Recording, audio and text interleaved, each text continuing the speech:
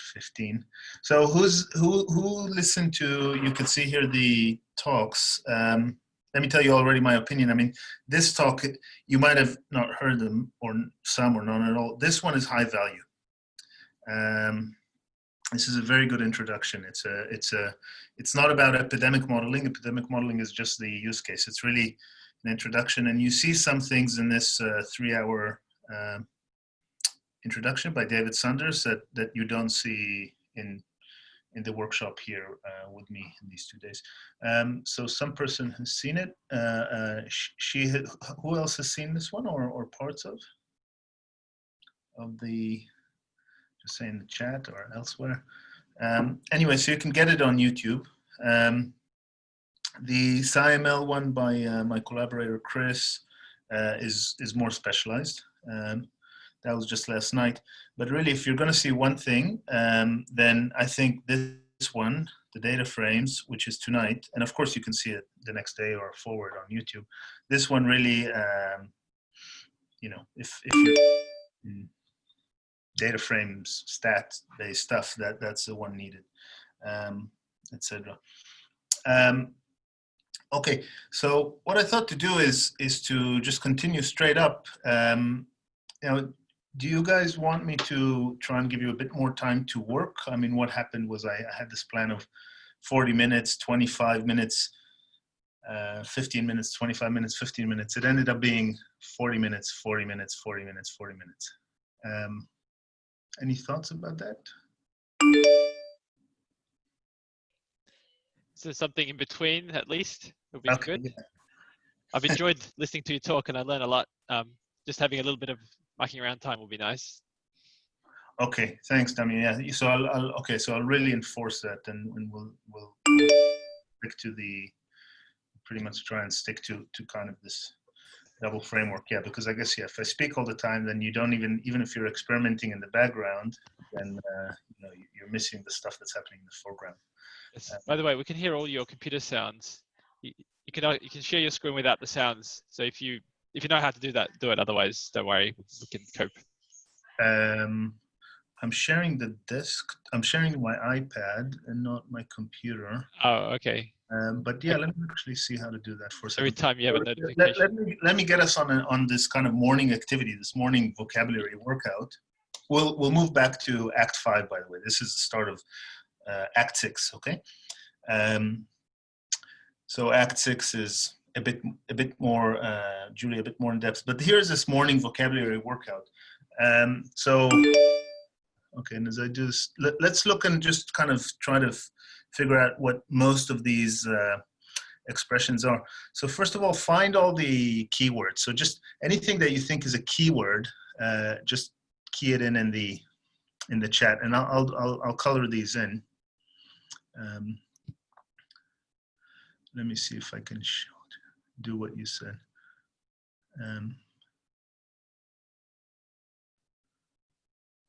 No, I'm not sure how to do that, Damien, in the preferences of audio.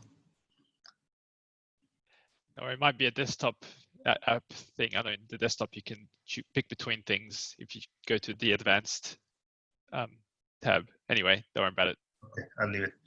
All right. So we're going on keywords. So let's do the, yeah, thanks, Odeme. So let's do keywords in yellow. So I'm seeing here struct. Okay, so you know what a problem is, there are too many of them. So I'll move from the top left to the bottom right.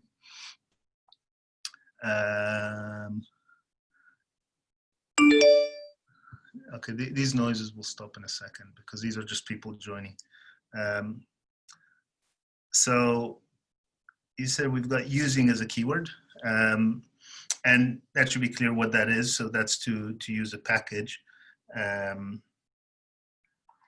Struct is a keyword. So we played with that briefly, just as a side note. So that's creating your own object. Of course, for and while, just looping. So what does break and continue do? Just some of you will know. Just take a wild guess. What does break and continue? It's for flow control and looping. Exactly. So break will stop the current loop. And what does continue then do? Continue on to the next logical part of that loop. Well, continue actually stops in the running down the loop and goes back to the top. Don't so loop always encapsulates a block, right? So don't go all the way to the end, just go and continue from the next thing. I'm gonna pull the early morning, haven't finished my coffee card. No, it's all good. All right. Some more things that are keyword, well, const. You can create global variables and define them as consts.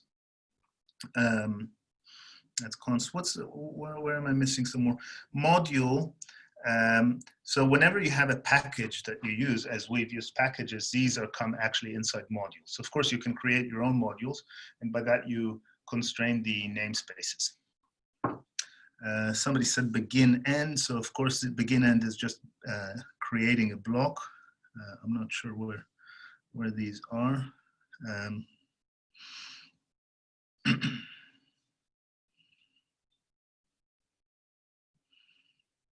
Okay, I've kind of lost the begin end is near the top left. Near the top left, thanks. That's a begin end. And macro is a keyword. So for a macro, we've used macros. Macros always appeared with an @ when you program your own macro, use a macro keyword. So in the Julia documentation under the title of metaprogramming is a whole aspect of programs that actually modify themselves, and macros are a big part of metaprogramming. The difference between a macro and a function, a macro happens at, prior to compile time, it's kind of at parse time, the code is modified. So it sometimes makes things easier to work with a macro because you can actually look at the actual strings in the code and change them. A function is actually implemented and compiled into LLVM, low-level virtual machine, and then is run.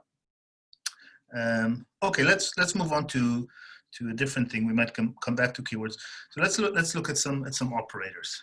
I mean, some operators are obvious, such as plus and times, etc. But we've got, for example, this operator. See this thing, this division. I mean, first of all, we don't even know where this thing is on our keyboard, right? Let me share the other screen for a second, just so my desktop. I assume you can see my desktop now. And some Julia operators are actually in Unicode. So Unicode is the superset of the ASCII character set, and Julia works in Unicode. So you can name your variables to be emojis or letters in Mandarin or anything else in Unicode. But of course, you want to be able to key these in. So there is a way, I'm not sure how to do it, just to take the Unicode character and key things in, but for other things you would do such things as \div tab, and that creates a division. So look at 5 divided by 2 is 2. So that's how many 2's fit into 5 wholly. Fully. Okay, so it's a division without the remainder. Okay, so that would be that specific one. You can even do things like \square root tab and square root of 25, and that's actually calling the function sqrt. Okay, so there's a few of these things. Much more importantly, since we're here, I think I spoke about this also on Friday, but very commonly you would just call your variables eta equals something, etc., etc. So you can just program like that. But that eta is not an operator. This division is an operator in the language. Let me go back to the iPad so you see that.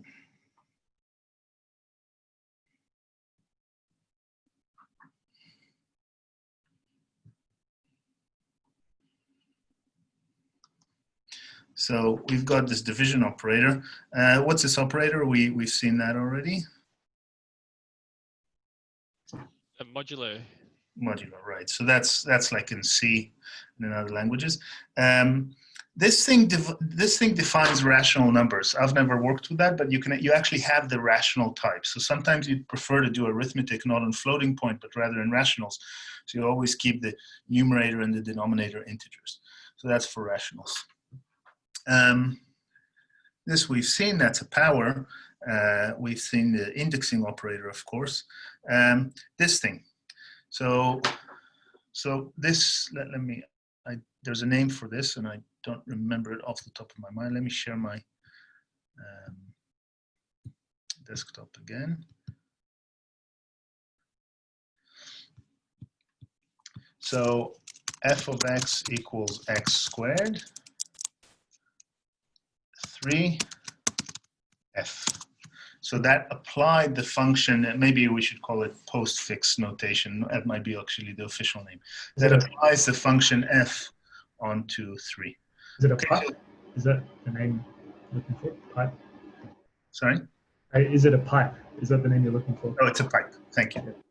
Well then, yeah, it's a pipe, right? So you can then, and I think you can do 3f, f.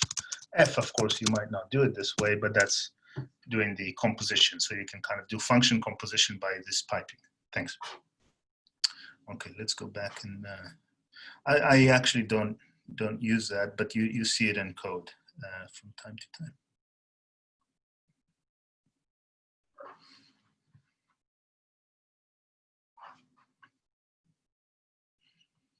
Okay. Some other operators. So what do all these dots do here? The dots before the multiplication and addition.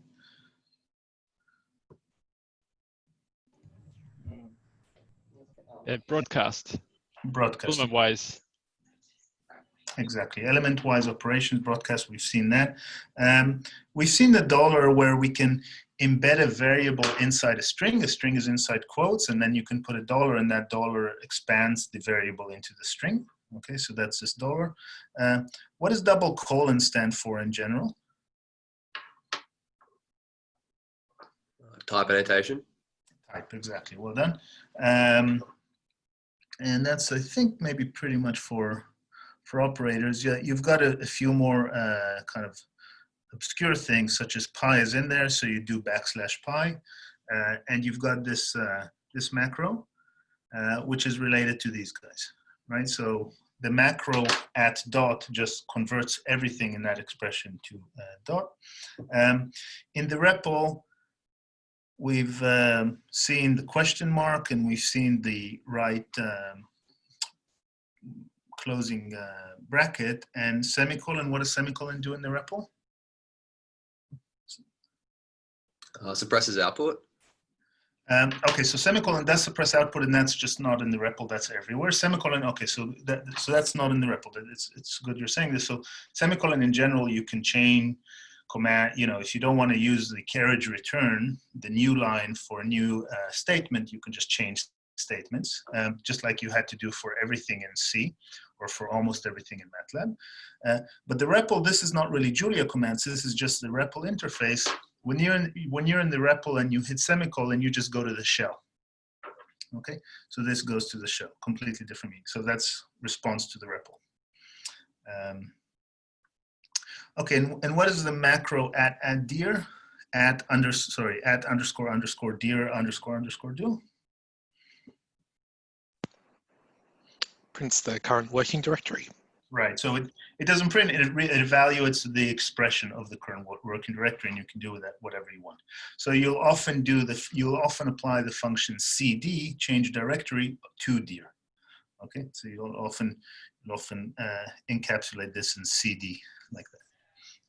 Is the symbol at the start something special, the at symbol, or is it just a convention that the name starts with the at for those special variables? Are macros. So whenever you define a macro, whenever you all macros in the namespace are called via the at. Oh, okay, yeah, right. So yeah. Is the name of the macro underscore dir underscore? Yeah, exactly. Okay, all right, got it. Mm-hmm. Right, so it's, I mean, I think when you see the documentation for it, try doing now question mark at underscore dir underscore. That's a whole the name the macro appears with has an at. When you actually program the macro, it does not have the at. So Johnny? Yeah. What would be the difference to use that macro and just pwd parentheses? Oh, okay, no, so these are different things. So that's a great question. So pwd is the working directory, which, you know, the Julia session has a current working directory, just like a shell. Okay, that current working directory is not necessarily the directory of the file that in which you're currently placed. So when you have a project with multiple files, okay, or module multiple files, the @__dir__ is the location of the current file. That's often not the current working directory. Let me actually, this is important because it just appears a lot. So I'll actually just show this a second here.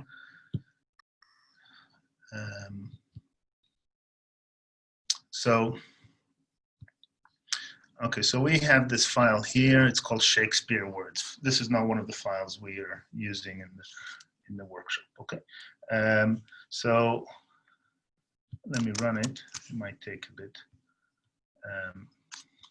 And the file is placed in the directory _chapter, etc. So if I was to do at the start something like cd, and you often do that if you want to refer to things with a path relative to the file, you will do, sorry, you'll do cd __dir. You'll often do this if you know that you want to access files. That's not what we're doing here in this case, that are relative to the file Shakespeare Words. Now the current working directory in the Julia session, well now Julia is trying to run Shakespeare, so it's taking it a bit of time. Oh, okay, and I didn't install the package HTTP. So what this is, by the way, if we're here, this is how you can get pull files from the web. This example might be quite useful. I should have maybe included it from a data science perspective. So what it does is it pulls the Shakespeare corpus from this URL and then does some analysis of it. Okay, so you just need to package add HTTP. But the current working directory is stats Julia bookmaster, which is not the working directory of the file. If I run this command, I just ran this one. Now I'll look at the working directory. We've changed the working directory of the file. Okay. All right, let's go back to the workout.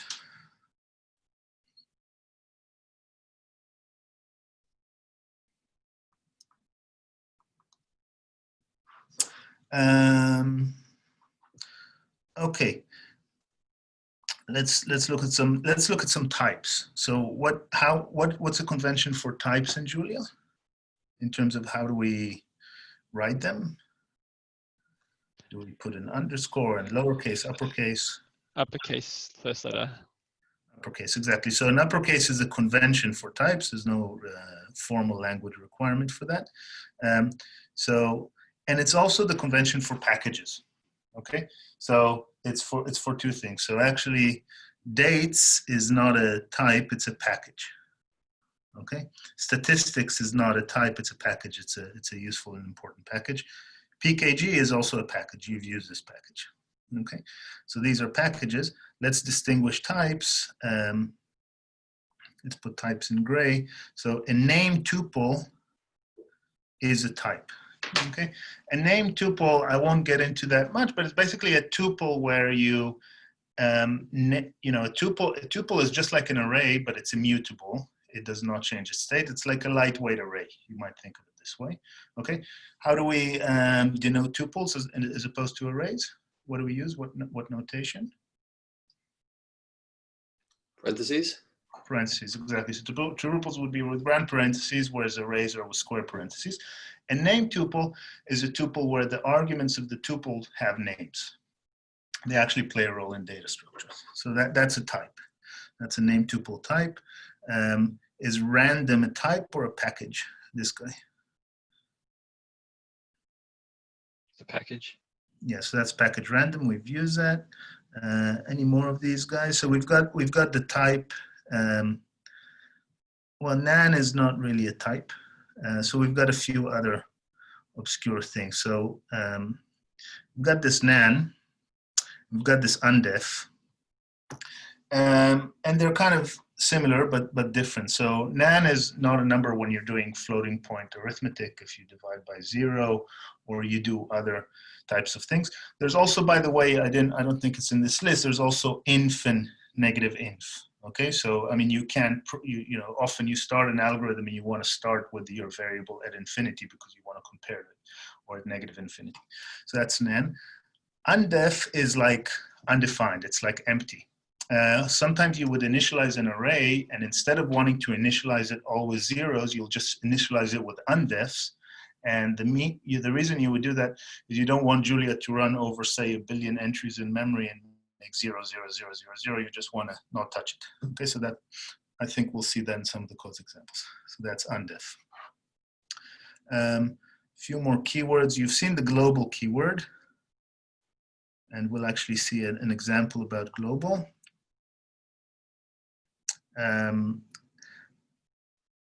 Let is also a keyword related to that. Actually, I can't exactly explain what let does, just like that. Abstract type. Abstract type is a keyword. So if we go back here to, I mean, I just took this as a picture, but if we look at this, so sometimes a type can be a concrete in the sense that you can actually create an instance of it, whereas sometimes it's only a super type of other types, and that you can never create an instance of that type. Okay, that's like in C++ a pure virtual class, or in Java and in other languages an interface in a sense. Okay, so you never create an instance of a number. You don't have any variable in memory that's a number. Okay, and it's an abstract type. Still, you want to be able to say that something is a number, because when you look at the type hierarchy, you have that many things are a number. They adhere to, they are a number. And you can actually use the function isA for that, okay, to check if something is of a given type. We've looked at the super type and we've looked at the subtypes functions. So that's for these things. There's a lot more here. So maybe look at some random things and tell me what interests you, and we'll see what more to look at.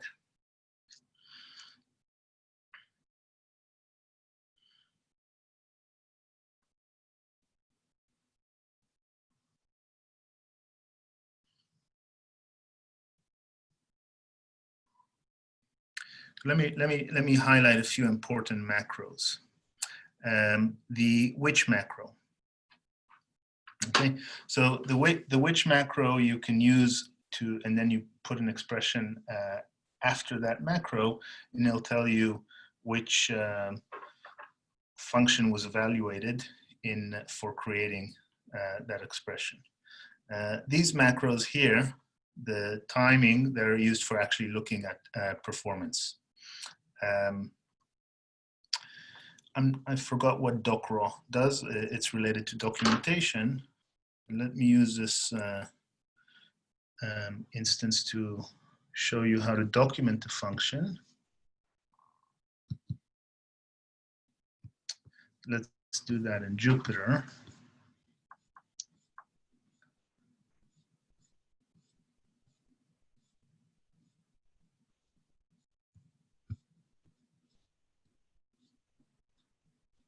Let's do this here.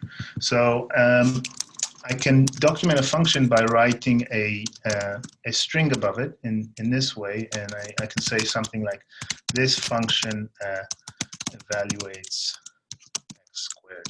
And I wrote this here in LaTeX.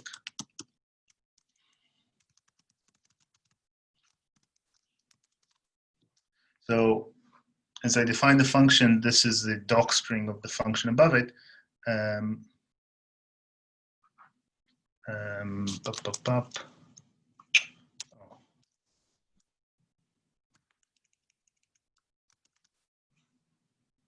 Sorry. Let me ignore the LaTeX for a second, and then we'll see how to do that. And maybe somebody will look and say so. But I'll put Markdown instead.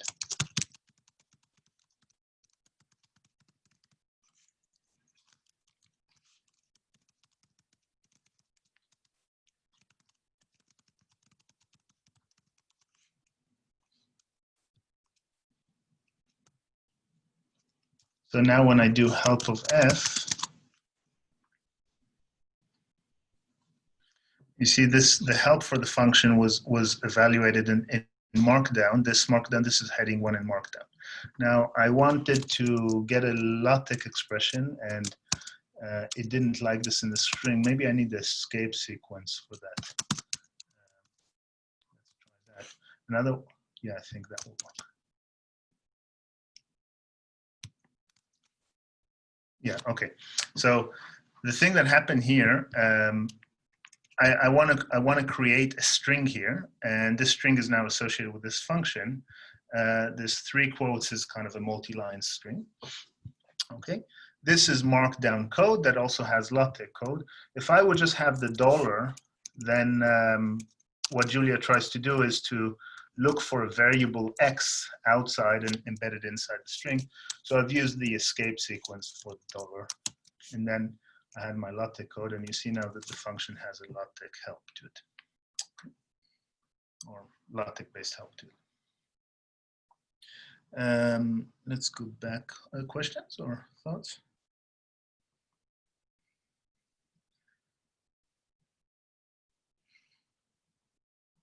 Let's go back to this morning workout and stop in a minute. So, yeah. Yeah, go ahead, Demi. But yeah, I quite like that. The doc strings, I like how they're above. So it's more like a real comment as opposed to the Python's one where it's inside. Yeah, it's kind of supposed to be minimal. Let's look at some standard functions now. So of course, everything that you see here that has a round brackets at the end is a standard function. What does exit do? This guy? Does it stop execution? Yeah, it's go home. It's enough. It's to finish the session. Not so important. Of course, we've used a sum. Okay, sum function, and that function has many methods. Okay, that's for summing. There is the just mathematical functions, exponential, different logarithms. There's all kinds of querying functions, like if you go in your REPL, do $is tab, and you'll see all the functions that is something. Is even, is empty, is nan, is mutable. Okay, so is empty and that's a kind of standard notation. Is something, and it returns true or false, and it's true if, in this case, the empty holds. Okay, that's is empty. Some linear algebra function that's useful is vec. That's to vectorize a matrix or a tensor, just to strip it. And I think you can tell it if you can do it, if you want it row major or column major. We'll speak about copy and deep copy soon, because we'll see an example. Rand, of course, we've played with that extensively Friday. There's also immediately a built-in rand n, which is like a normal rand. Okay, yeah, of course you can do a rand of a normal distribution. Of course, you can also implement the Box-Mueller transform yourself or do something else, but but it's so important that there's a built-in function rand n for just a standard normal. This array is a type, okay? And now I've kind of lost the coloring convention. So maybe this, okay. So the array is a very important type, obviously.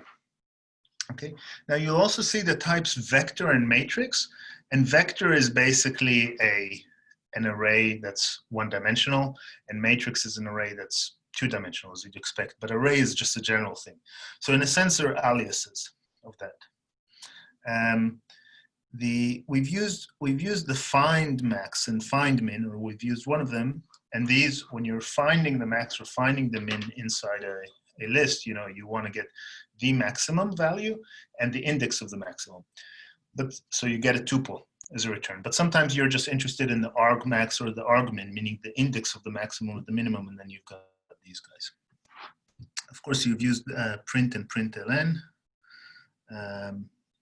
Okay. So maybe let me live up to this promise of time me speaking and time you playing. So let's take the next 10 minutes for just ask questions, discuss, look at this morning vocabulary workout, play around with your REPL or your Jupyter notebook. Let's discover some of these other things, what they do.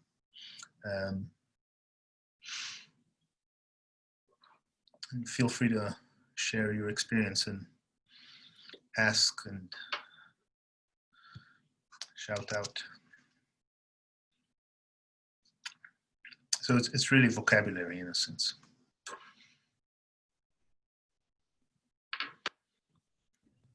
Johnny, the exclamation mark has a particular, is it an operator or is just part of the No, name of the function? so, yeah, exclamation mark, there is an operator exclamation mark, which is like in not equals. Mm-hmm. Okay, there's also the tilde is also an exclamation mark for not, as you have in other places. But when you see exclamation mark at the end of the function, it's actually part of the function name. And it's just a convention to say that the function modifies its arguments. Okay, in a sense that actually the next example we have coming deals with pass by value and pass by reference. So if you pass an array to a function, you're not making a copy of the array. You're just passing a pointer or a reference to the array. If that function then goes and modifies the elements of the array, you'd want the user to know that. So the convention is to put an exclamation mark at the end.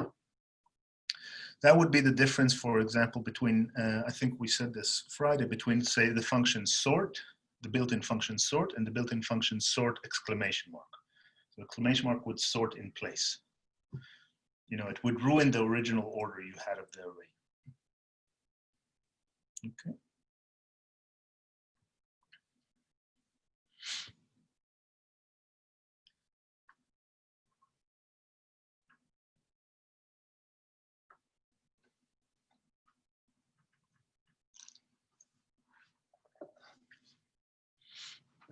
So I assume you guys are experimenting. Go ahead and share your findings or ask questions, raise points for discussion. Oh, so Josh said assert. Or just you just wrote at assert. Oh, okay, so now assert. So some of you would know what assert is. It's a way of doing defense, and some perhaps you haven't used it. It's a way of writing defensive programming. So when you write a program, you often know as the developer, I mean, even if the program is a short script, you know that certain truths hold. Okay, just as an example, let's say you take you write a function that operates on a matrix, but that matrix has to be square. Now in your first line of the function, you'll often do n equals the size of the matrix, first coordinate of the size. Okay, so you get kind of the row dimension, for example. Now, as you're doing that as a programmer, you believe that the column coordinate is also n. Otherwise, it won't work. Okay, so you can use assert for that. So the macro at assert asserts makes sure that something holds. Now, in this case, it's maybe not actually the best example, because here this is like argument checking. Okay, so assert is often you're checking yourself. You don't want to check your user. Somebody else might use your stuff. So I take that example just a bit back and say, well, you might also just use assert for within some loop where you're doing something, you want to check that some invariant holds. That's what you'd use assert for. And you would throw an error if that assert fails. Okay, and since it's a macro, you can then, let's say you really then care about performance. I'm not sure exactly how in Julia, but then you can turn it off so that that checking doesn't happen when you're running after debug stage. Okay, that's the philosophy of assert. Other questions? Oh, okay. So Josh, copy and deep copy. So we'll get to an example that does that. Copy actually creates a copy of the object that you're speaking about.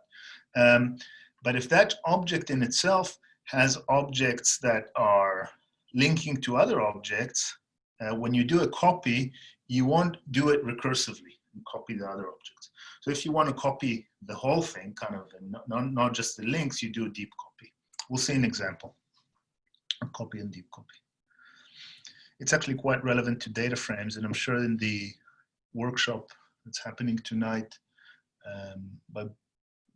for data frames, that will be discussed a lot as well. Because data frames in Julia, when you change a reference to a data frame, sometimes you keep the original data.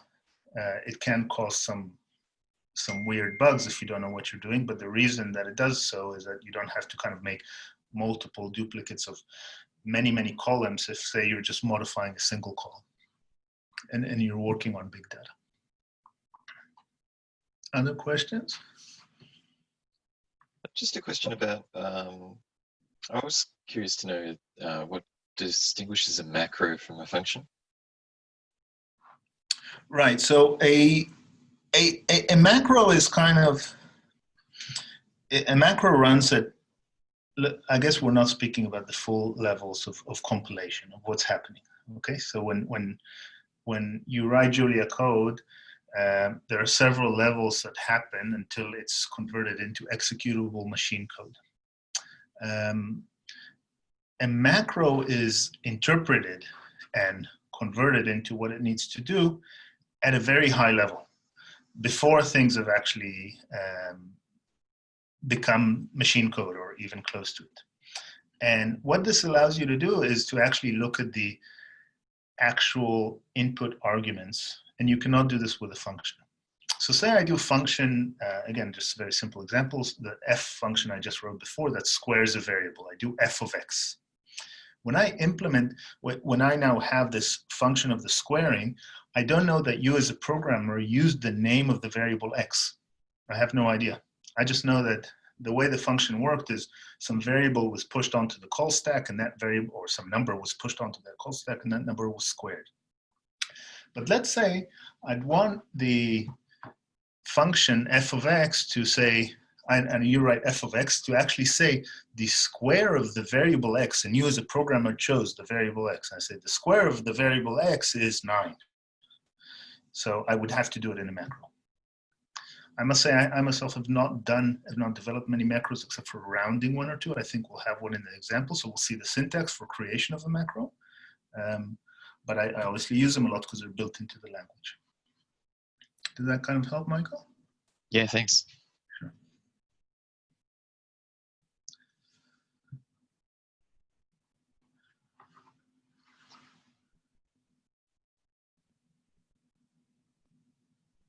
Oh, okay. So let's answer your question now, Jason. So, so Jason asks, R has certain inbuilt capabilities with vectorized operations so that inefficient loops are not necessary. How does Julia compare?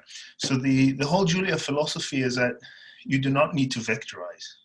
You can, and the operations will be efficient, but there's no, you don't need to vectorize to improve performance.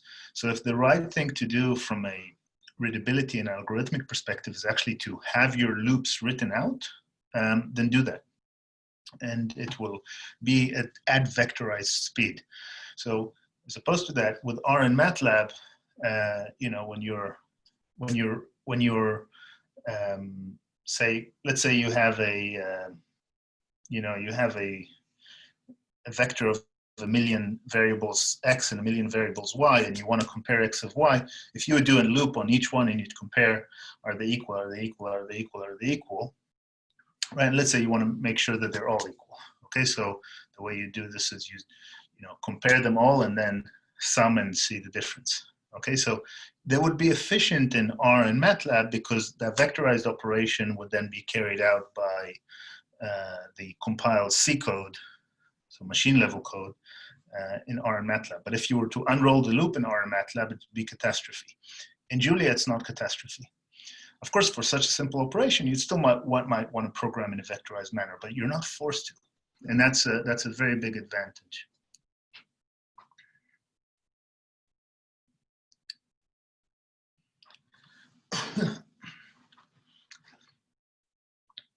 All right, other thoughts? So you guys are playing around a bit. Okay, 9:40. Let's try and stick to this this kind of pace. So let me actually, before we move to these code examples of Act 6, let me move down because we're still one act behind Act 5.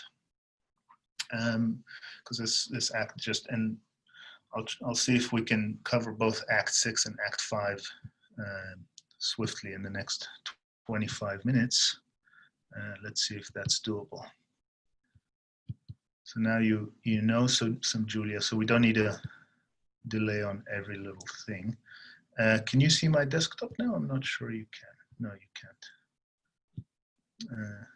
Let's see now. Okay, now you can see my desktop. All right.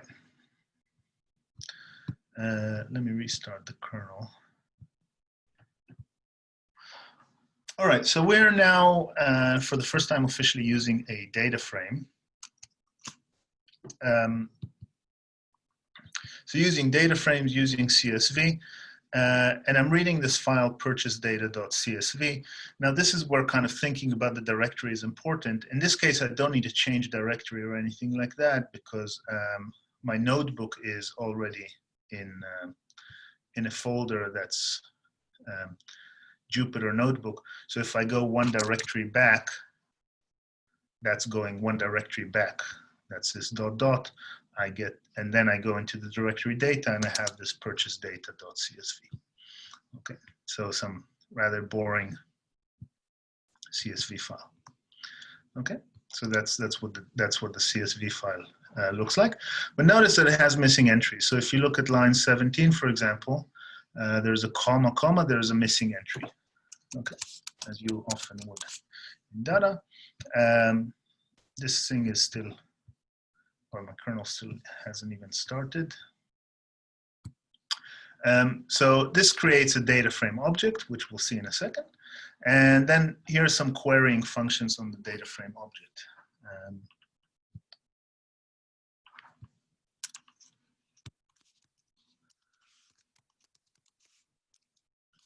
So the size just tells me the number of rows and number of columns. You'll see the output in a second. The names gives me the names of the variables of the data frame. I could have had an option to csv.read. So csv.read returns the data frame. I could have had an option that would have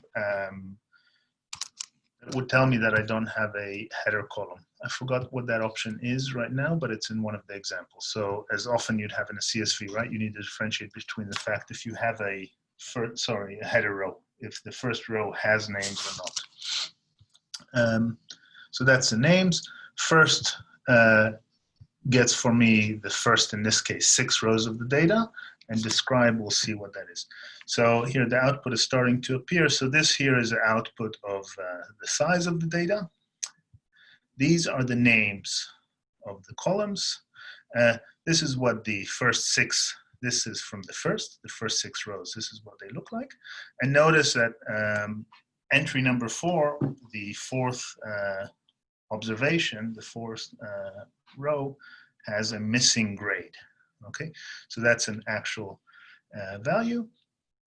And then when I call describe, I actually get a different data frame. Okay, so where this data frame actually has the 1 row for each variable. So describe says the variable name, and it says some things about it.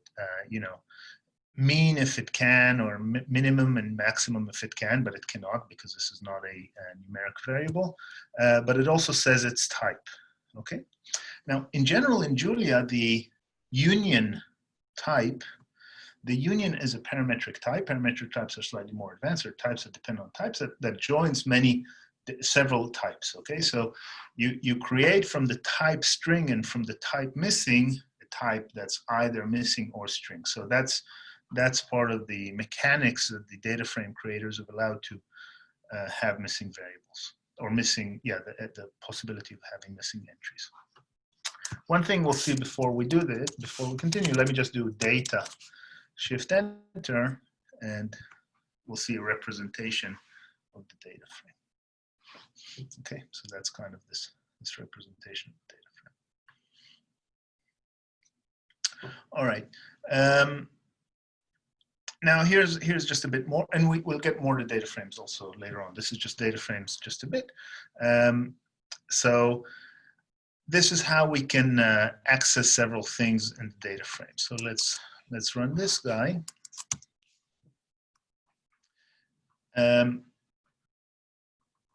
So when you dereference, when you access elements of a data frame like this, you're just going for the first row, third column.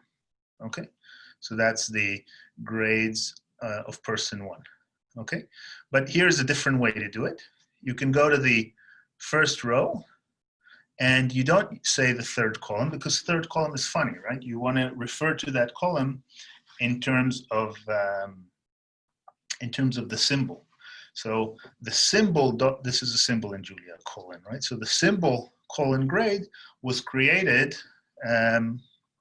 for the data frame because the data frame knew that these are the names of the entries. So that's kind of more readable. The next thing you can do is you can do data. Sorry about this. I don't know how to turn these off on my iPad. Is you can do data.grade. So when you do data.grade, let's just do that. Data.grade. So the dot here is not, is how we access the column grade, okay, of data. All right, and you see that some entries are missing and some are not. Okay, and this is the first grade. Okay, so this created this line. So lines, or this output, lines 4 to 6 of the code created this output.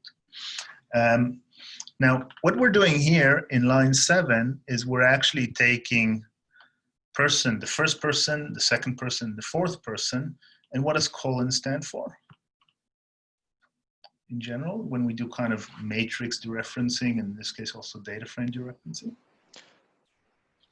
All of the columns, or if it were in the rows, all of the rows. Yeah, so that's what the columns is. So we've got a sub-data frame. Thanks, David. Okay. Alternatively, we can just say, the people between 13 and 15, etc. Okay, and just their name. Okay, so now let's look at the difference here between two different things. So I'll just take this and copy up. This will give me the list. This would give me just a list of the name variable of the 13th person, 14th, and 15th person. However, if I would put name in a square brackets, I'll actually get a data frame from it.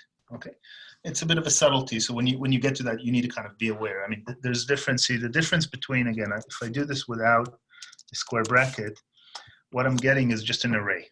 Okay, it's an array that's a variant of an array because it allows for missing entries and it's a union of missing and string, etc. But it's an array.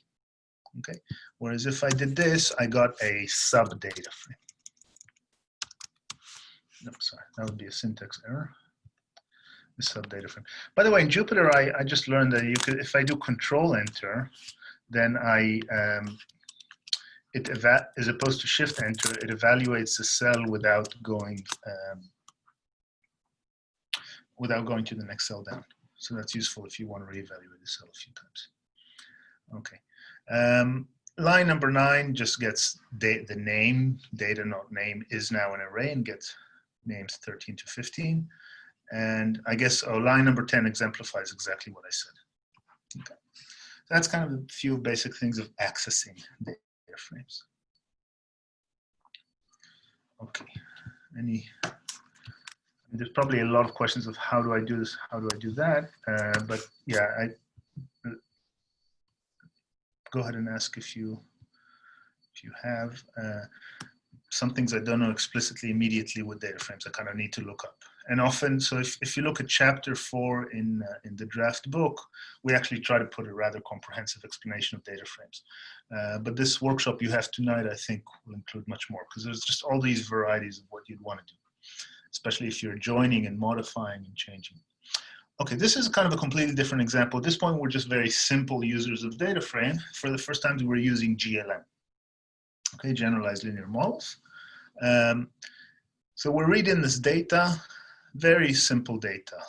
L1, L2 data, that's the name of the file, like ridiculously simple, just for a very basic illustration. This is a data frame, okay, X, Y. That's it, nothing, just 5 observations on 2 variables. And what this example does, it just fits least squares in like 10 or 11 different methods. So one can spend 3 hours on this in a linear algebra or statistics course. So the point is not the statistics of this. So some of these are just kind of, but rather to look at Julia syntax and maybe see different things that we haven't seen yet. So all of you pretty much know how to fit a line through a cloud of points, minimizing the L2 norm, fitting least squares, etc. And these are just different ways of obtaining these least squares estimates. They all give obviously the same estimate. So let's just look for some specific things.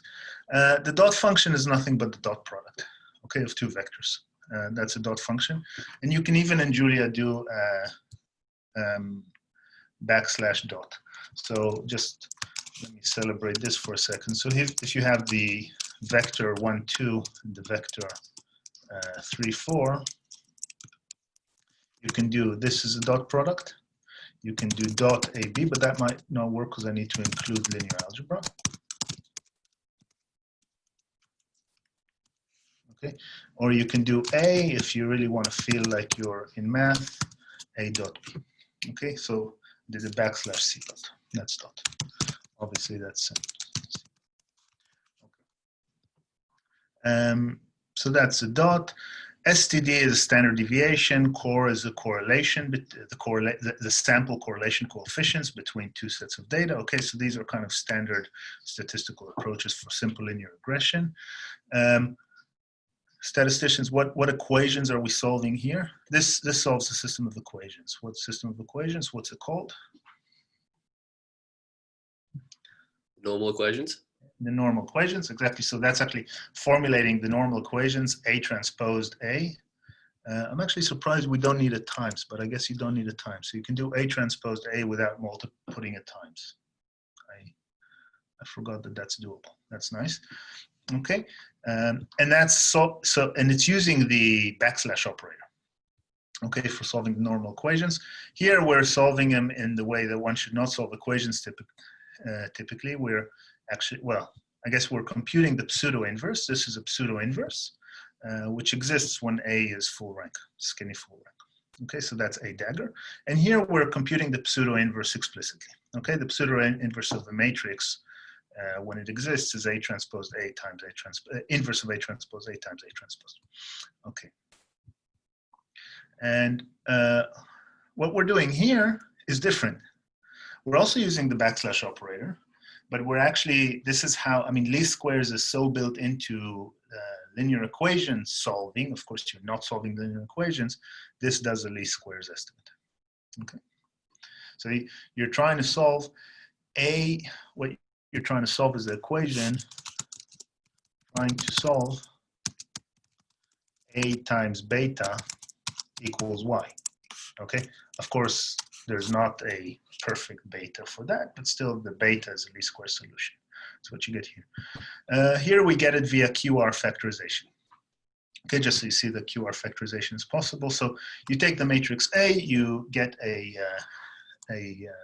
orthogonal matrix Q and an upper triangular matrix R, and the QR factorization is basically a different way to represent the pseudo-inverse. The point for seeing this is that here the function QR, which is available to you if you have using linear algebra. Here we're using SVD. What's SVD? Singular value decomposition. Right, so the singular value decomposition. So we can, any matrix A can be represented as a matrix with orthonormal columns times a diagonal matrix times another matrix with orthonormal columns transposed. And this is kind of a more generalized way of solving least squares. This way actually works even if A is not full rank. Basically, if you have perfect collinearity. So what's new here from the Julia perspective is the diagonal function, which creates a diagonal matrix from a vector. See, so this is a scalar 1 inverse. So these are the singular values. Okay, so that these are singular values, and that's the reciprocal of the singular values, and you create a diagonal matrix from that. This is what you sometimes call sigma superscript plus. Okay, I mean, if you haven't seen this from a linear algebra perspective, don't worry about it. This is just for Julia, so you see that. What does approach I do? Something completely different.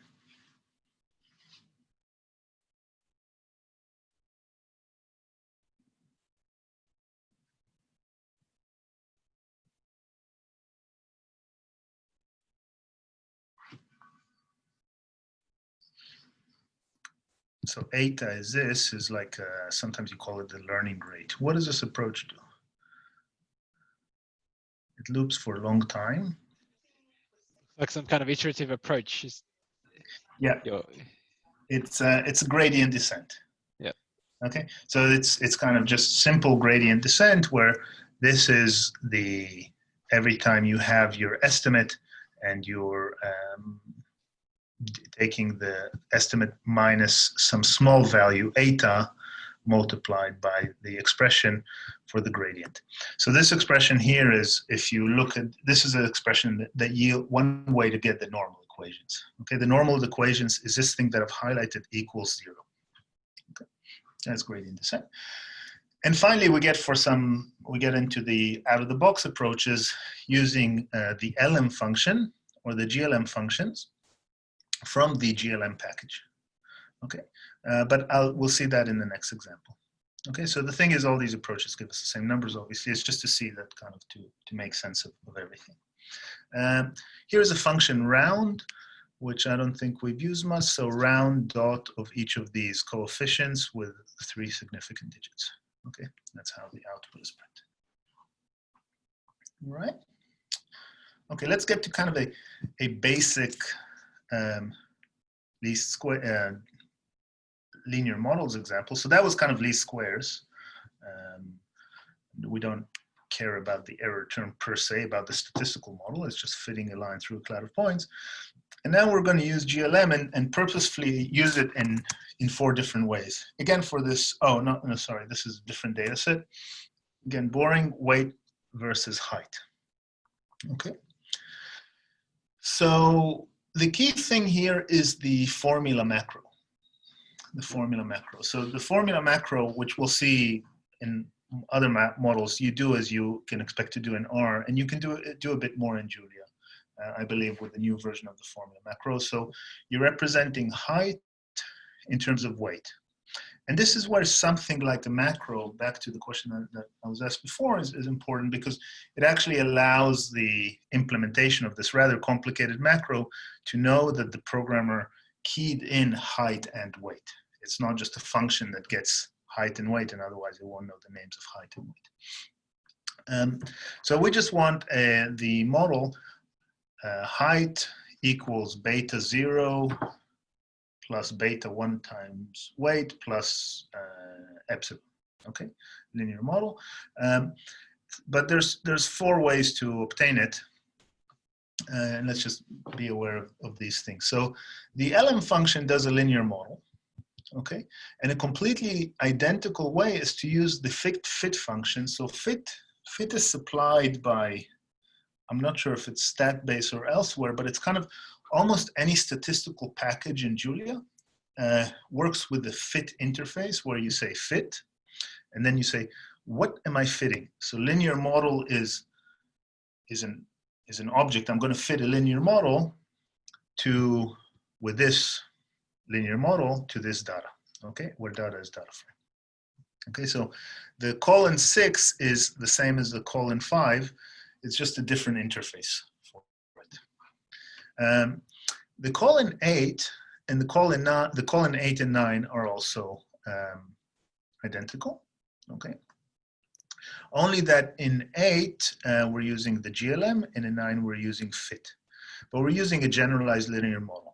Now, generalized linear model is a generalization of a linear model, but here we're using the identity link function, so it's basically a linear model, and normal errors. So it is, and normal comes from the distributions package. It's kind of implicitly included here. Okay. So you use objects from the distribution functions for the error. But it's so it's actually going to be the exact same fit. The only thing that's going to be different is because we're using GLM, we're going to get output kind of confidence bounds, and the distribution of the test statistic and all that is going to be from a normal distribution as opposed to t-distributions. So the p-values will slightly vary. So if you look at the output of this, so even though we have here 4 models, 5 and 6 are identical and 8 and 9 are identical.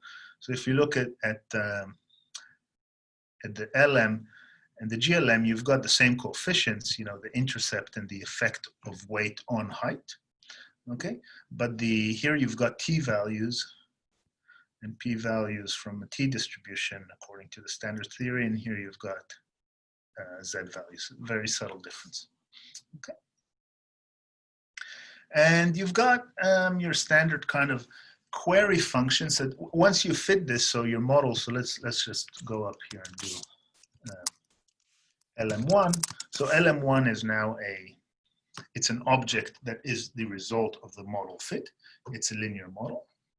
Okay, it's a bit slow at the moment. And then you can apply queries to it, such as the deviance and the standard error and the degrees of freedom and the covariance matrix and things like that. So this is your model, and you can apply different things to it. Okay, so you can apply something like the covariance matrix of the coefficients, the estimated covariance matrix of the coefficients applied to the model, okay, et cetera, et cetera. You can also use this model. I think if you do dot equals or dot tab now, I'm going to see the elements inside this model. So you see, I'm actually kind of, even though the model is supposed to be encapsulated, I'm actually going into what's in the model, so I can tap in. But you'll need to look at the implementation of GLM for that. Now, there is a built-in prediction function, but somehow, at least in the time when Hayden and I worked on these examples, we couldn't get it to work. So some things are not as mature in GLM and Julia as they are in R. I mean, R has millions of, or many users per day with GLM, and in Julia, it's kind of, it's not fully mature. It might be more mature than what the code here is showing, but here I'm doing the prediction function manually. Okay, so in all the examples, I just do the predictors manually. So the prediction function would take the coefficients of the model. Okay, coefficients of the model will be these two, and we'll do their inner product with 1 and x. Okay, and there's a few more truths here, such as obtaining R squared from the model, and also computing it manually, just for purposes of seeing that these things agree. Okay, so that's that, and then you can of course plot it. So it's plotting the predicted function. Prediction applied to xlims. So xlims is just a tuple with 2 elements. Okay, so it's applying the prediction to the minimum and to the maximum of that. Any questions about that? All right, this next example, less applied, a bit more kind of theoretical. It just shows us the, in simple linear regression or linear regression in general, the distribution of the coefficients is multivariate Gaussian, normal, and we know what the covariance matrix looks like. And this actually repeats least squares, I don't know, 10,000 times or so, and plots where the estimators are beta 0, beta 1, and this is the confidence ellipse from the theoretical distribution. And we see that, with 5%, we actually get, with 95% coverage, we get the right coverage. So let's look at what's special here.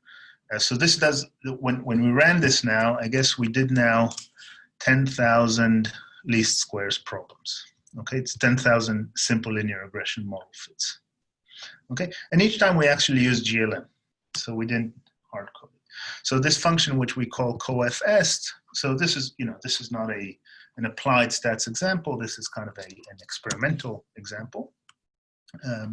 So our data in this case, of course, we assume that beta 0 is 2 and beta 1 is 1.5. That's not the hats, that's the actual betas of the population. And, you know, we take our data to be on the grid of numbers 1 to n. This is with 10 observations.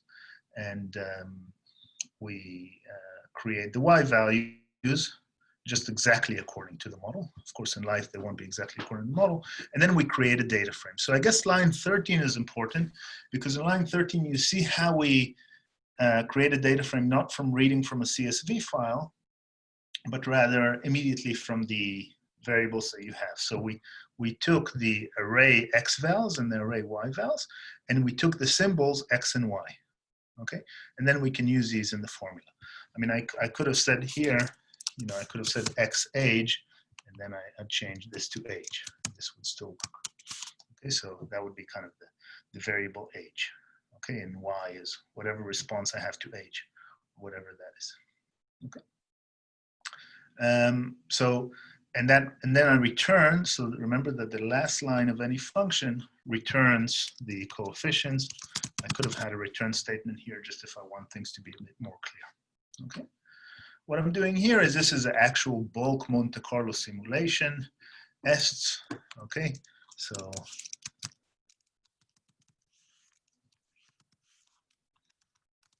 okay, so that does the estimation. I guess that took 2.25 seconds. And let's just increase the number of observations for each sample. Capital N is the number of repetitions to 20, from 10 to 20. So I think our whole distribution will now be a bit more dense. I guess we can't see that. Well, we see it a bit maybe, and it took longer. Okay, so there's now 20 observations. So that's this, and then these are calculations of the theoretical. So remember, in linear regression in general, x's are assumed to be non-random. They're in your design matrix, and they play a role here. This is the mean and covariance matrix of your estimators, and the rest of the code actually goes to create this confidence ellipse, again using Koletsky decomposition and quantiles from a Rayleigh distribution. So this is a bit technical, but the point is we can then plot this ellipse. So how do you plot this ellipse? It's not a built-in function for creating the ellipse. I create the function in line 35 is an ellipse, and it says if the norm of A inverse times the difference from x and mu is less than r, then it's in the ellipse. So this is kind of an array of booleans that I then use for coloring. Okay, so you could look at how the coloring is used.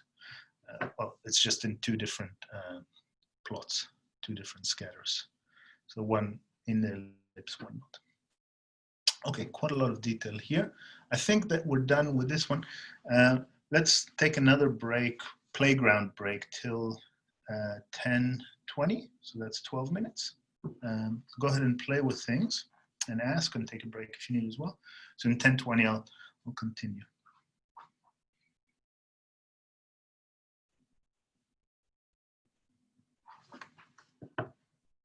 What you can do is you can get this example to run, or one of the previous ones. You can modify things. I didn't put specific exercises here. You can modify things. Perhaps the good one to play with is maybe this one, listing 8.4, or what I call here listing 4. But any other one. Or you can take a break as well. Are there any questions, thoughts? Can I look at the chat? Yeah, Yoni, I have a quick question just about the SVD, other decompositions. Mm-hmm. Are they written in Julia, or do they call C libraries? So the Julia linear algebra uses LAPACK, and for certain things, GLASS. So LAPACK is a optimized implementation of linear algebra that's existed for a while and it's been optimized and optimized, especially for it's optimized. A lot of the things with linear algebra is how to kind of maintain memory locality. So if you go to linear algebra docs, when you scroll down after a while, you'll see the reference to LAPACK. So that is one of the things that's not written in pure Julia because it's just so optimized in Fortran. Yeah. Okay. There are bindings for that. See the LAPACK and BLAS, these two. Yeah. In linear algebra. But a lot of the wrappers are, of course, in Julia, and some specific things are in Julia that are not in LAPACK. I don't know specifically about SVD. I'm quite sure that that's an LAPACK implementation. Yeah. Okay. Cool. Thank you. Sure. Okay, let me read questions from the chat. Josh, can you explain the use of B0 F, B1 approach F? Let's go to approach F.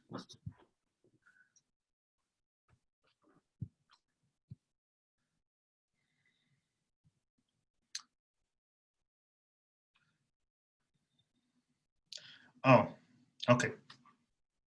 Yeah, so if we go here, so this is answered. Josh, why are these two things? So what's happening here is approach F gives us an array, but you can do, I can do just two variables if I want, alpha and beta. I'm just making alpha and beta just to be a bit more fancy, 1, 2.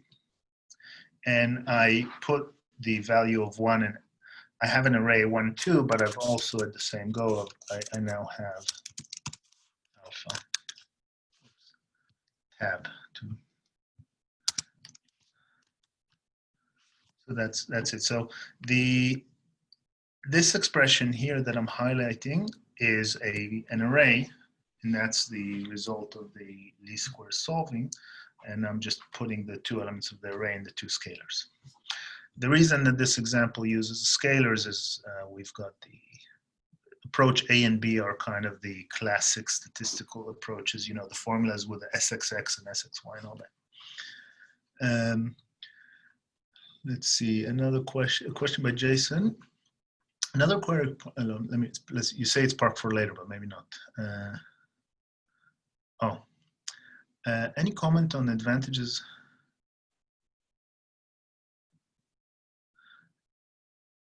Yeah, okay, so Jason's asking about plots, and I'm actually not an expert. So the most of the plots I created with Hayden, my co-author, were for this book. Before that, the plotting mechanism I used is often Mathematica, which I found extremely versatile and always seems to create nicer things. But there's all these other plotting packages in Julia. There's Mackie, and there's a few others. So I'm not really the expert, and certainly not in comparing to R. You can assess the quality of a plot if you just go through the book draft and look at the plots. You can kind of see, what you like and what not. Typically, any type of expression we wanted, we eventually were able to get. But some of these plots took a while to kind of, perfect. Annotation with LaTeX seems to be nice, but I haven't really plotted in R much, so I don't know. There's just so many more visualization packages for R. Thanks. So you like plot 165? Yeah. Oh, so that's the plot. That's its contour plot in the introduction. 165, is it? Thanks. Yeah, but we worked. It took like a lot of perfecting to make it nice. There'll actually be a gallery on the book website that has the plots, and then you can click a plot and go to the listing and see, oh, how do I do that? How do I do that? So much more just to. I gave a reference to this in one of the first few slides of the workshop. But if you go to docs of plots.jl, you get quite a lot of information. I must admit that I haven't read these extensively. So there's a lot to know about Julia plots. One thing I saw that's really worth mentioning is in the I saw David Sanders' workshop, the one from Friday night about epidemics, even though it's not about epidemics, it's a Julia tutorial. So if you haven't seen it and you want to continue from this, I really suggest watching that tutorial. And he uses this package, which I thought was very impressive. Oh, interact.jl. So the interact.jl package, where you can create these automated sliders. I mean, Mathematica also has this and does it wonderfully. It's just very good. And with a language that's fast, you can do much more of this than with a language that's slow, because you know, every time you're doing these interactive sliders, these curves require recomputation. Are there other thoughts, questions?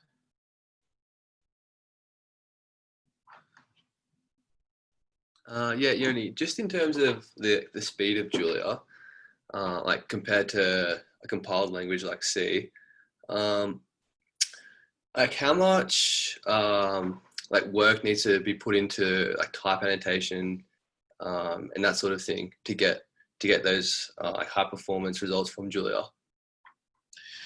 So I believe that not much, but I'm personally actually not speaking with experience. So, you know, I've used Julia for some research work, but I've never actually really had to squeeze the speed out of it fully.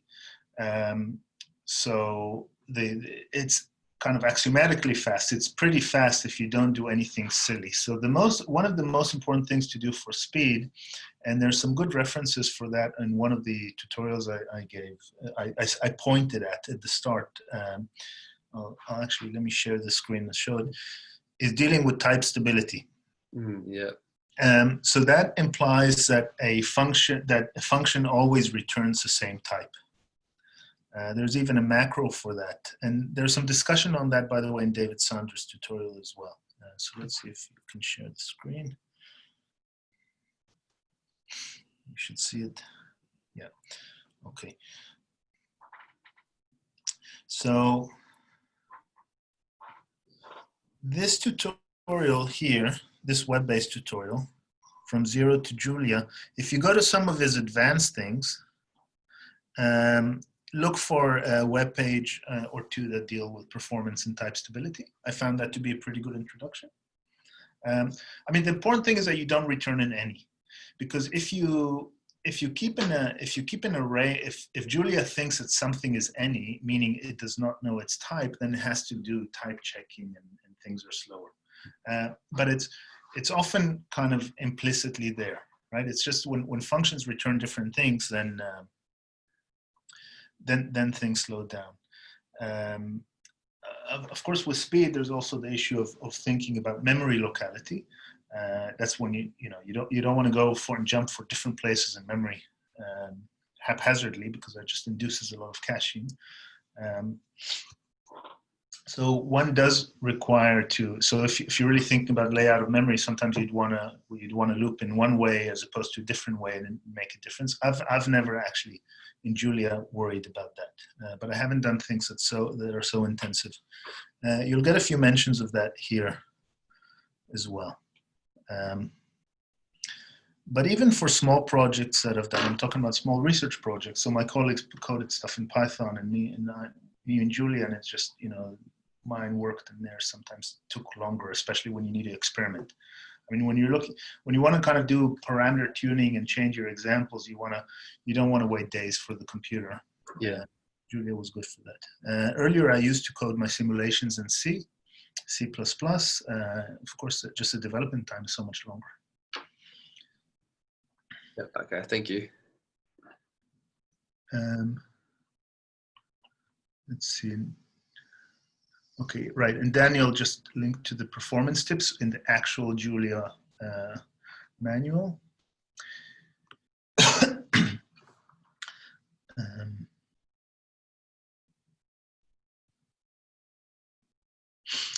Yeah, so Jason is asking for, I don't have enough insight to give specific things except for going to the other.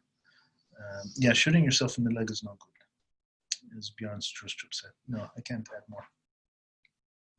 All right. Should we move on to the next one?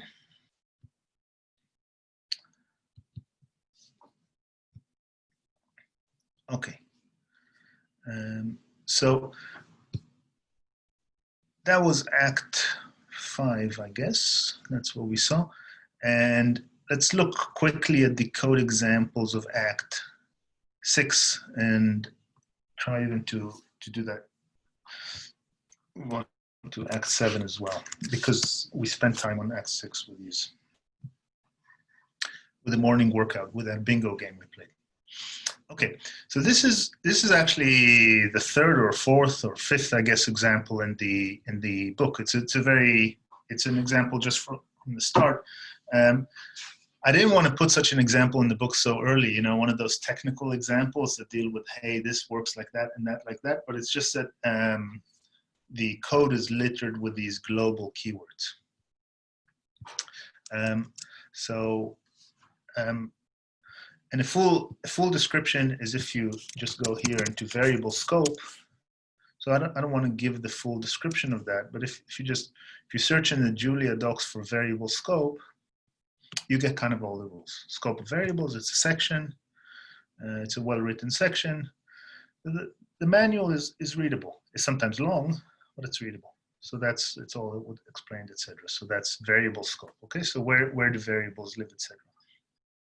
So let's just interpret this line by line very quickly. So in line 1, we have an array, and in line 2, we have a single variable s, and in line 3, we have 2 other single variables, beta and gamma. And then in lines 5 to 12, we loop over the indices that match the length of this array, the length of the data, and each time we print out the index. Now, line 7 does not do anything. There's no action carried out when we do line 7, but it defines the variable s as being global. Okay, so s, this whole thing is going to accumulate the elements of the array. Okay, well, it's going to accumulate beta times the elements of the array. Okay, so s you're going to add to it. Now, if you would not have this global, if you won't have this line, this thing will run fine in Jupyter, but if we go to the REPL and then go to 1 variable scope, let me first just run this as is. Sorry, Control Shift Enter. I'm running the variable scope here. Data not defined. Oh, sorry, I think I didn't run the whole thing. Okay. And now I'm going to comment this out, comment line 7. So command slash or backslash maybe, control if you're on a Windows machine. And this thing should, oh, you know what, let me kill the kernel. I think I've defined S as global already. I'm not sure. So this should give an error. Now we have the global.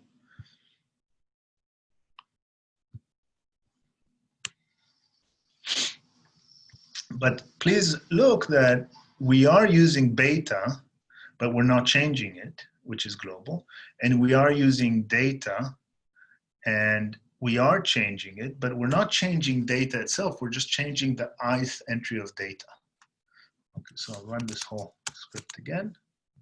I'm now running the script. And I hope to see an error which looks like this error.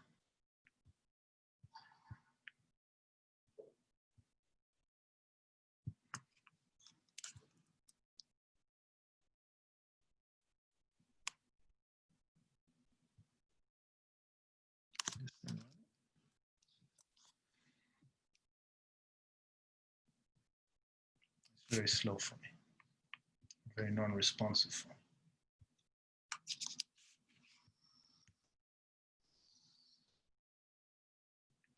Okay. Right, so we needed the global keyword to define that S is global, even though it's not needed in the REPL, in Jupyter. So I'm kind of dwelling on this just so you see that there's slight differences between Jupyter and not specifically with this. Now the point here is that S is a mutable variable. Is an immutable variable. Okay, so variables in Julia are of two types. There can be mutable and immutable. So data is mutable. You can actually change entries of data, whereas S is immutable. Okay, so the good thing about Julia having variables as immutable is that it knows that they won't change, and then it can keep them in certain places and registers in memory. It can optimize on them. It allows for parallel programming and know that things won't change, etc. So all the kind of univariate variables, all the non-array variables are immutable. And arrays are, and tuples are also immutable as opposed to arrays. Okay, so when you have an immutable variable and you're going to change it inside the scope, you must say that it's global. Okay, that's kind of the point. It's just that this global keyword appears many points in the code. And then here, when we do sum of data, this is kind of more standard. So look at this function now in lines 16 to 22. So in line 17, we have S equals 0, but this S is not this S. It's the local scoped S, and that's quite standard. You'd expect that this S is not your global S, okay? So what you're doing now is you're summing, and you get the 12, but if I add global, I get -3 because I've referred to the external S. So that's the point of this example. The macro show is very useful for debugging because it actually just shows you it creates this type of output. Okay, it shows you what the variable name is, what the variable value is, and uses its name. Okay, so that's in terms of variable scope. There's much more about variable scope here. I wouldn't worry about it too much. I would just kind of run with things and you know, just keeping in mind that if you've programmed in C or Python or Java before, you don't have too many surprises, and you can just look them up as things appear. All right, now this example. That's listing 4.1, that's in chapter 4 of the book, deals with two concepts that some of you know from programming in other languages and some perhaps not, and that's call by reference and call by value. Okay, so the general, when you pass a function, an argument to a function, if you're doing it by value, you're creating a copy. If you're doing it by reference, you're just giving a link.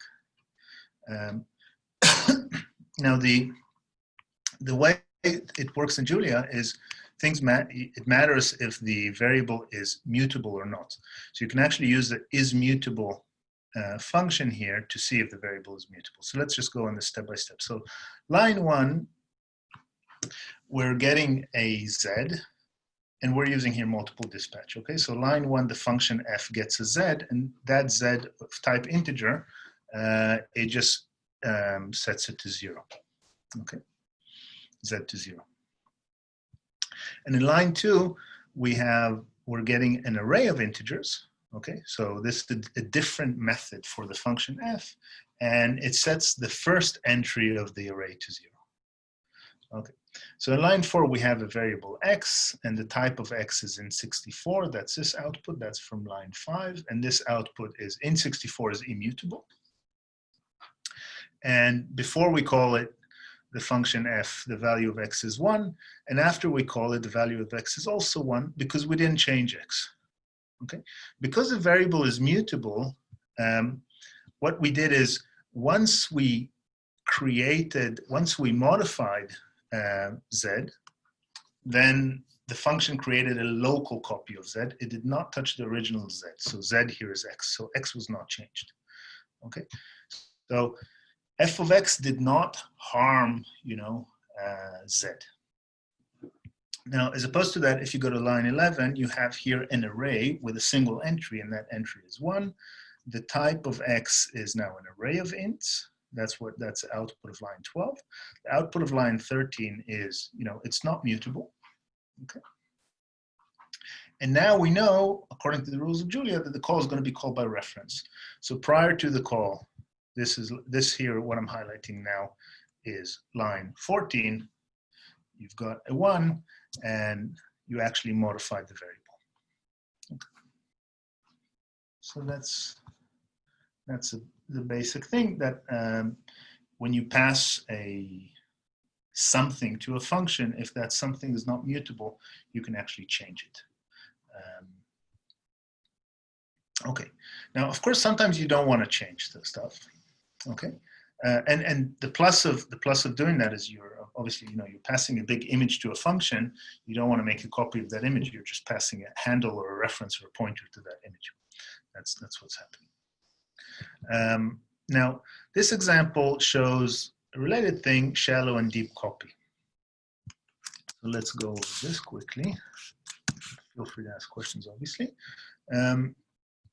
So we've got A is 10 and B is A. And those of you that come from Python, you would have seen examples like this in Python as well. Okay, so now B also points to A. And now you said B was 20 and show A, and A is still 10. So lines 2 to 5 are kind of no surprise in a sense. Okay, A was 10, B was A, you said B to 20, you didn't change A. The thing that actually happened here in line 3, after line 3, both A and B point to the place in memory that have a 10, but that 10 is immutable. And then in line 4, once you changed the value of B, there was a new place in memory that had the 20. Okay. But let's see what happens with this same type of behavior, which was, let's call this the no surprise behavior. Let's now look at lines 8 through 11. Okay. So in line 8, we have an array, but it's almost degenerate array, an array with one entry. It doesn't have to have one entry and has a value 10. And then in line 9, we said B equals A. So now both B and A point to that array. And in line 10, we take B of 1. We change the first entry of the array B. We make that 20. And now let's see what's in the array A. Oh, we've changed the array A as well. Okay. So this is where you need to be aware. Okay. And same behavior as in Python as well, or in C or in Java if you have references or pointers, etc. So B and A are nothing but pointers to the array. The array is not immutable. Okay. And we didn't use a copy. I hope I'm not going too fast. Please ask me if this is not so clear. It's also just to be aware of these things, and then when you need to, you know that they exist. Now, in this next block, lines 13 through 17, we're doing a similar type of thing. Only now, line 15 replaces line 9. We don't do B equals A. B equals a copy of A. Okay, so what happened now is the array A, a very simple array in this case, an array just with one element, was copied in memory, and that new copy points to B, so then B and A are different things. Now when you do B of 1 is 20, you check what A is. So what I'm highlighting now here, this is the output from line 17. Okay. So copy is good. I mean, you don't want to always create copies because it's inefficient, but when you need to, you have to. Or when you have to, you need to. Or I don't know, sometimes you just want to copy. All right. Now let's look at lines 20 till 23. What's a type of A? Roughly tell me what the type of A is in line 20. I mean, describe it in words. It's an array of arrays. Right, exactly. Thank you. It's an array of arrays. It's an array of arrays. A very boring, degenerate array of arrays, because the array of arrays only has a single array, and that single array only has a single entry. But of course, it didn't have to be that. Now, you think now that you're a copy master, so you know, I know how to do copy to stay safe. An array of arrays is my data, and this is a nice way to organize data, array of arrays. It's kind of nested, hierarchical. Okay, and you go to line 21 and you do copy of A. Okay, so you've created B.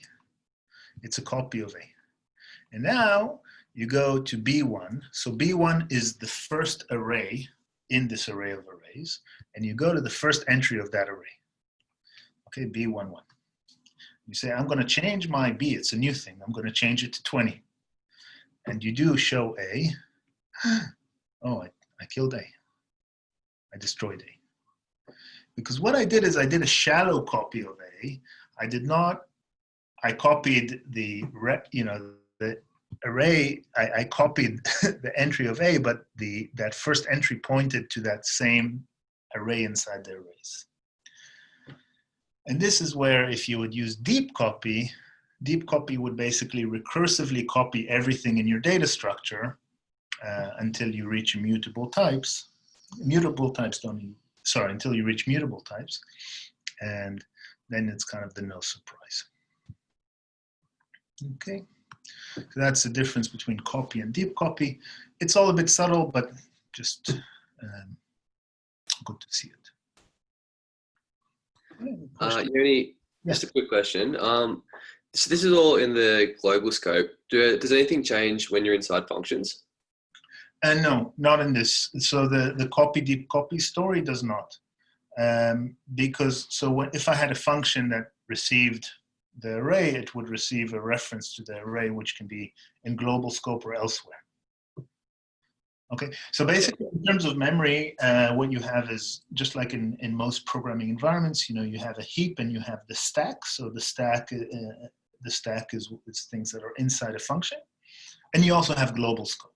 Okay, but often you'd create your array. You have some function that would maybe like CSV read, right? It's a function that reads from files and puts stuff on the heap, puts something on the heap. The heap is this memory area that has a lot of memory. Then you can get that reference into a function. And then you still want to maybe do a copy or a shallow copy or no copy. There's garbage collection for the heap. Okay, thank you. Mm-hmm. So Josh's asking, is there a limitation on depth of diff copy? Can we trust it will make the exact copy of even tricky objects? Yes, I think you can, but I actually don't know. I mean, Josh's question is, yes, the short answer is as a data analysis user, you can. But if you go to objects that are, computer scientific objects, trees that have reverse links, etc. So you have a graph, and that graph then has pointers that, I'm not sure exactly what's happening, that create loops. Obviously, you can get all kinds of edge cases. And I think it matters if the things are mutable or immutable. There must be discussion about that in the forums, and I'm not sure. So sorry, I can't answer specifically more. But from a statistical user perspective, if you have a data frame, and you now want to, and that's and many of you that do data analysis, you know this, right? You get your input data, and then you go through about like 10 different transformations, and you go and you get different data. You actually want to call deep copy on the data frame. Okay. If you don't want to be thrifty in memory usage. Sometimes you're using such a big data frame that you want to be thrifty, so you make kind of modifications of the data frame, and then you don't want to you just change one column. So why copy the whole data frame? So you might just kind of be more thrifty. I've actually never done this fully in Julia with kind of big data set and then done many data transformations. But the copy and deep copy functions that are implemented, so let's do a second here. Let's do in the REPL. Let's leave deep copy, but just do methods of copy. Okay, so we've got 106 methods. Okay, you can, because all these things need their copying. Okay, you can copy all kinds of things. Now in here, I've used data frames. I don't think I've used it in the REPL, so I'll do methods of copy. In my Jupyter, I've used data. I've done using data frames. So let me do methods of copy. I have 127. I guess in the REPL I had linear algebra. So there's data frame copying, etc. as well. Okay. Here's another example, which just does a bit more with data frames. Let me run it, and I think we might get a warning when we run this, which is a good thing, because we will see how to handle a warning, depending if I'm running it for the first time or not. So what this example does, it reads in, again, this purchase data, a simple data frame, and it creates a new column. Okay, so the new column is like a new data frame, and it also creates a new row, and it even creates a new data frame. Okay, and it's going to do different things in kind of merging and joins and things like that. Let's see if we get a warning. Yeah, okay, it's good. And we got a warning. So let's actually try and handle this warning. So you see, we've got here now by line number 6, we've got by line 7, we've got 4 data frames in memory: data, new call, new row, and new data. And what we do in line 9 is hcat. So hcat is a Julia, again, the package like data frames extends the Julia function hcat with different methods for data frame. Data horizontal concatenation is sticking data frames like that to the right. Exactly as you expect, you take data and you add the new column to it. Okay, so hcat is a basic function kind of from Julia base, but data frame extends it. So that added this new column. Similarly with vcat, you can add a new row. I forgot what calls equals union. Oh, okay. So calls union flag to vcat says that if you had some columns that existed in data and didn't exist in new row, or vice versa, you'd actually make the union of the two. And I think that's what's happening here. So yeah, that's a good thing. Great example. So I'm saying great example, Hayden did this. That's nice. So you've got the new row has variable names, name and phone number, which are not in, let's see, names of data. Data does not have name and phone number. Well, it has name and job, but it doesn't have a phone number. So the phone number column was added as you added the, John and Jack. Or yeah, John and Jack. That's what you did with this vcat. Now, line 15 does a join, which is a kind of a more advanced operation, which will join data and new data on name. So anybody that has a unique name, you'll join them and you'll create one data frame. That's kind of an SQL-ish type operation. Okay, but we actually get a warning. And the warning is use this inner join instead. And that's simply because when we wrote this code with join was used, and now they recommend to use inner join, and at one point join will be removed. So you can try and use this format as inner join and it will work. Well, you can do that in a second. Line 18 selects, and this select exclamation mark modifies, according to the question you had before, right? Or it was asked before, modifies the data frame just to have name and job. So at this point, the data frame was reduced. Okay. And then line 21 removes duplicate entries with the same job. So you only have one person per job, a lawyer and a doctor. And I'm not sure in which way, so how it knocks things out, I guess according to the way it's sorted. Of course, you've got many other functions on the data frame, sort and many others. Again, tonight at midnight, a 2 or 3 hour tutorial just focusing on data frames.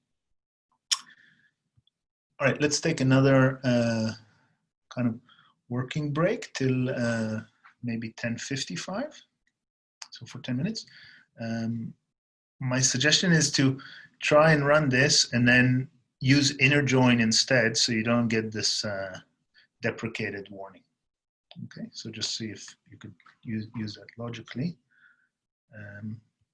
Of course, some of you, maybe you're not in the right path, etc. If somebody has trouble with that, let me know. Maybe you need the file to be in the correct place, so you need to change the path. Maybe you need to use a, of course you can do here a pwd see where you are. You can do a C. You can use CD if you'd like. Like this won't do anything on my because I'm working in this directory, etc. Or you can change to other directories. Okay. So see you in 10 minutes for continuation, and go ahead and play. I'll actually take a break for a second. And see you in a minute.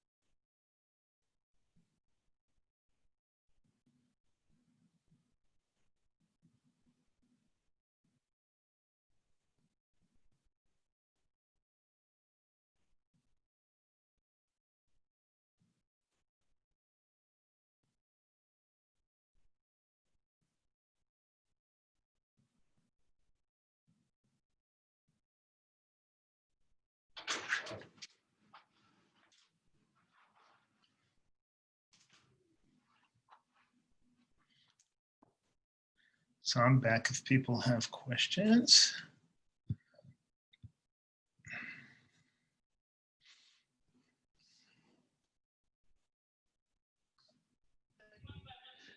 So I have a question about mutability.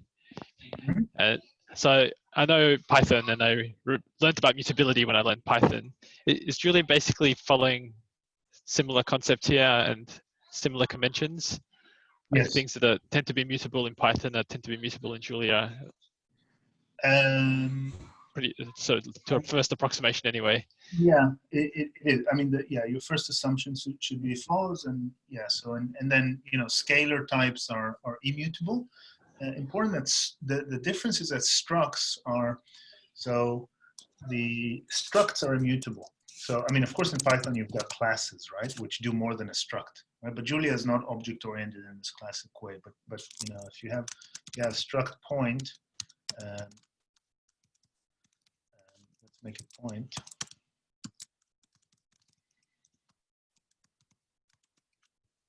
Okay, and now I'll make a point.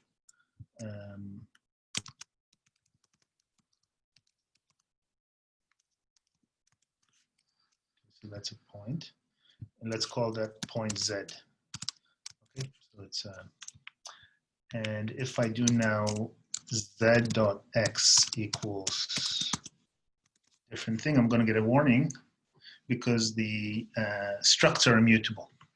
And I don't think that classes are immutable in Python. But what I can do is I can do an immutable struct.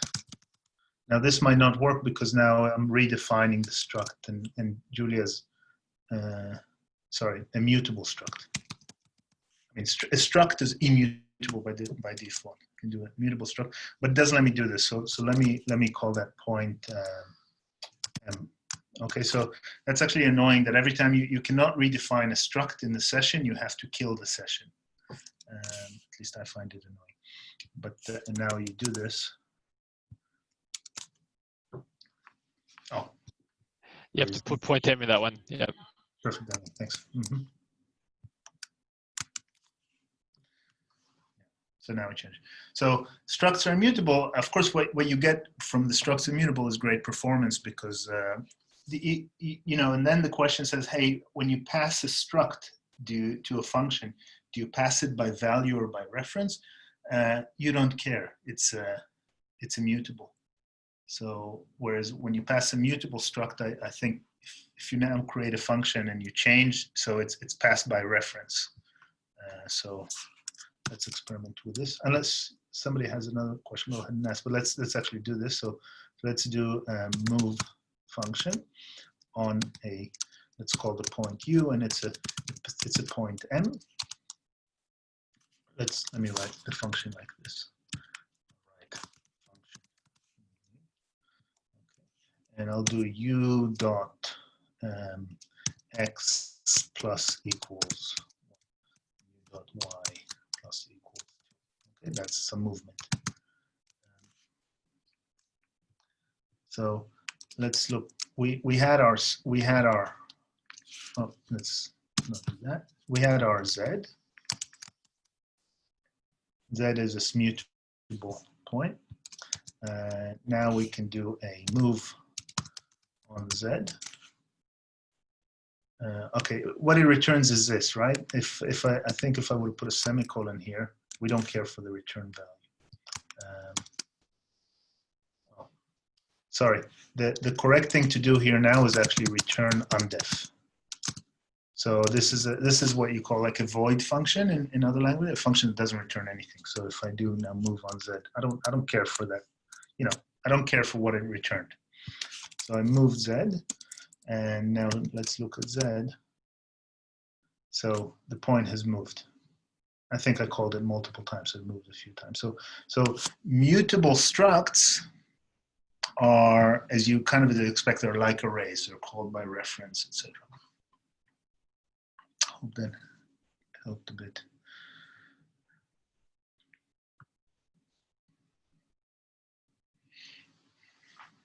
Any more questions, thoughts?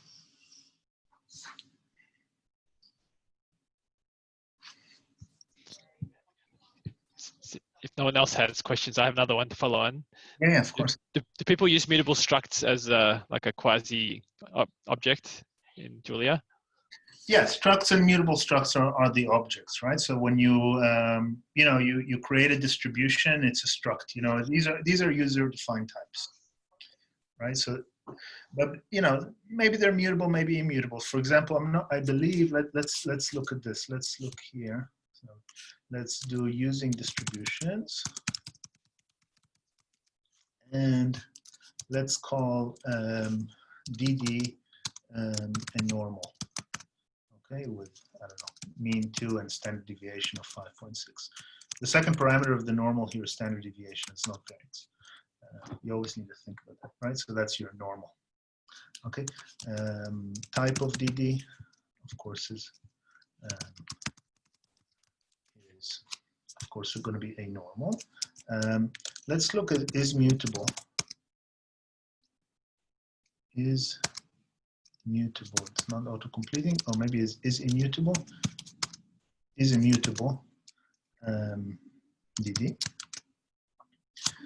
So the normal distribution object is immutable.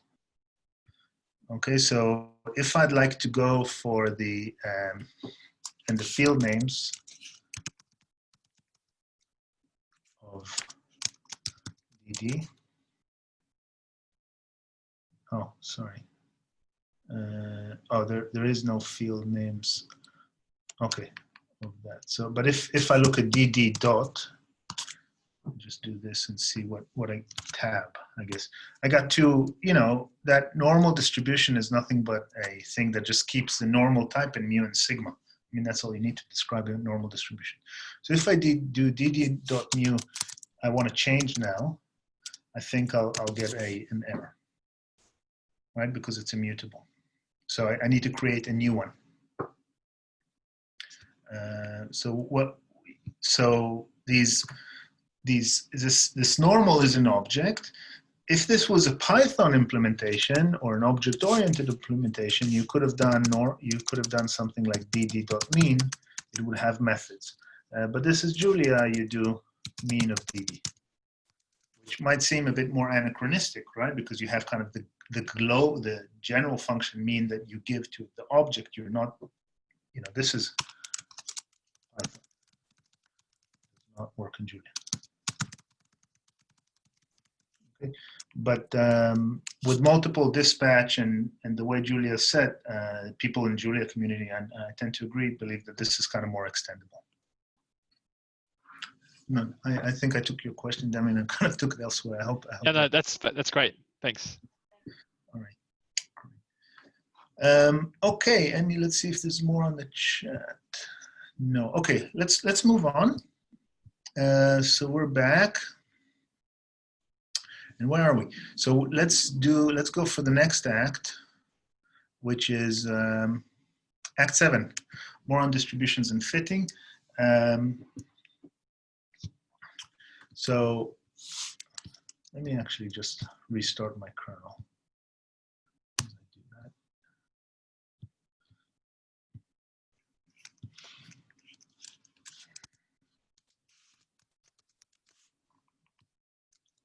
Okay, so this example is a very simple example, but it's just we see a few more things. So very basic. So we have here an exponential distribution, okay, with the rate of lambda. So you give it the mean parameter is 1 on lambda.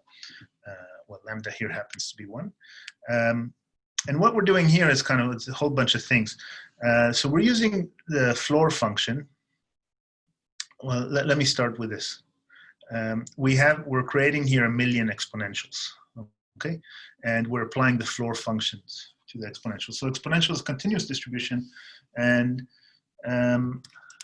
it's a nice question that's kind of for a distributions or a probability course that few of the students often get if they're really asked to do this. When you do a transformation of an exponential random variable by flooring it, you may be unsurprisingly, you get a geometric random variable. With a certain probability. Geometric is a discrete distribution, right? So you've done this transformation of flooring. So I've floored these 1,000,000 exponentials, okay, the broadcast operating floor, and I'm converting them to an int. Okay, so the convert function is a general function that just converts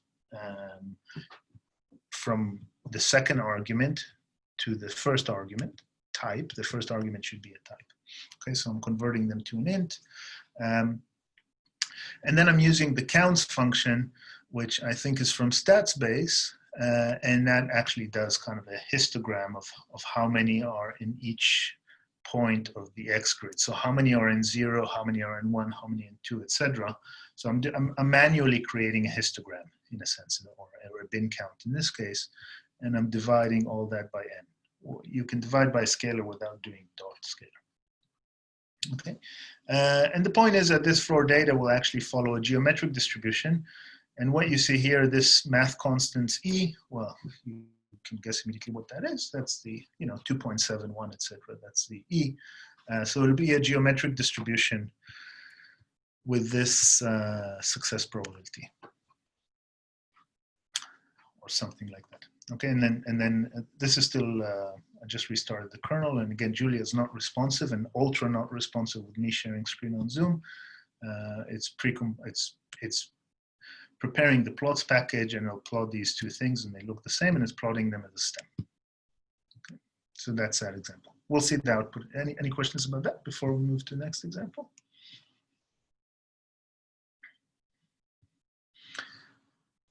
Okay, we'll get to more interesting things in a second. All right, here we're going to use stats plots. Okay, stats plots is a great package. Of course, we need it as statisticians. Adds all these other plots in addition to just plots. Specifically, what we're going to do is a density plot, which is basically a black box smooth histogram, kernel density estimate. So what we're doing here is we're creating a function that creates a mixed random variable. How would you describe the distribution of this random variable? So look at code line, look at this block of code lines. Roughly, what's the distribution of mix RV? It's a mixture of two normals. Yep, thanks a lot, perfect. So it's a mixture of two normals, right? So if rand is less than p, so that's like if true, and true happens with probability p, that's a ternary operator, get a random from the first distribution, otherwise get a random from the second distribution. Okay. And it's creating 2,000 of these. Okay. Look in here in the comprehension, you can just put an underbar because you don't care for the index I. You know, mix RV is not a function of I. And it's plotting a density and a smooth histogram. Okay, this one finally finished. Congratulations. And let's let this one. So that's how you create a smooth histogram. Not much more to say, I believe. Well, you can ask me about parameters of the smooth histogram, and I actually don't know. We need to look at the docs for that, of the density. So the density function is from statsplots.jl. Let's just go very briefly to the docs of statsplots.jl, just because it's central to our content. Oh, there's no doc documents. It's just kind of here in the readme.md. So a whole bunch of stats plots. I think there's still more to do. So there's not the full functionality in Julia. So that relates to another question. I think I'm quite sure that R, R has everything. Julia is still perhaps not exactly everything. So you still need to customize some things. Okay, so this is taking a while. This density, this is happening. Let's look at this next example. This next example is going to actually use the kernel density package, okay, which is a package that does kernel density estimation. So let's look how that's happening. So here I think it's the same random variable, the same mix PDF. Oh no, but here we have the random variable, and this is a PDF of the mixture. Okay, so line number 8 generates a random variate from this mixture, whereas line number 9 is the probability density function of the mixture, which is this convex combinations of the two probability density functions. I mean, we want that because we're going to plot that. And we again create these 2,000 instances of this random variable. Of course, you could have got that from data, but this is synthetic data. And here we use the KDE function, kernel density estimate, which comes from the KDE package. And the nice thing is you can see is how packages interplay. Look, the KDE dist, also you can use it with the function PDF. I mean, what package gave us PDF first? Distributions. Okay, kernel density is like an extension. Okay, but when you make a kernel density estimation, if somehow you don't know, right, it's this type of thing. Okay, like a smooth histogram. So when you do a kernel density estimation, the type of object that you get, KDE dist, also have a method for getting the PDF. Okay, and then we can plot the PDFs. Now, what we also do in this example, we'll let it run, is we plot the KDE with now bandwidth. So the bandwidth, so functions can have those named parameters. All right, named arguments. So the bandwidth is going to be h. And for those of you that know, the bandwidth is kind of what you do in kernel density estimation. For each element in the data set, you're actually adding a Gaussian or a kernel. Okay, and the bandwidth is kind of the width of that kernel. So with a very wide bandwidth, you get 10, and with a very narrow bandwidth, you get this thing. With a very narrow bandwidth, you get something that maybe doesn't look so good. Let me just divert here, and here's like a request if anybody's interested in doing a project in Julia. So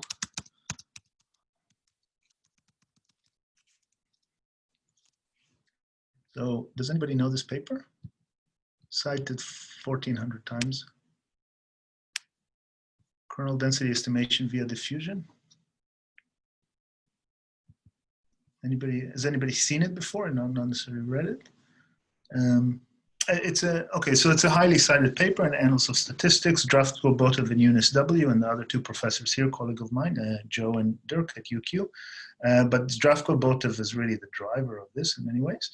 And this is not implemented, for example, in Julia, as far as I know. So it's an adaptive method for bandwidth selection. So just if somebody's interested in going to, like, let's say you want to continue now and with a bit of Julia exploration and you don't have an immediate project to work on, this is just a suggestion of something you can do. course, there's many others. And this is not such a heavy thing to do, I believe. You can go to the kernel density.jl package.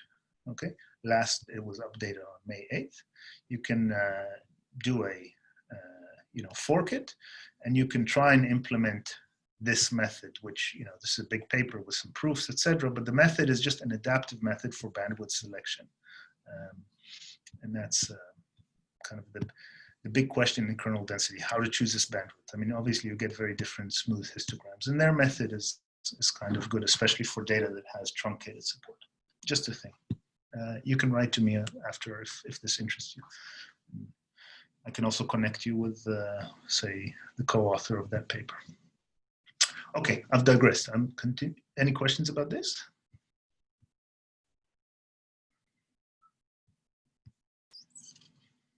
Something in the chat. Sorry, somehow the chat doesn't come up immediately.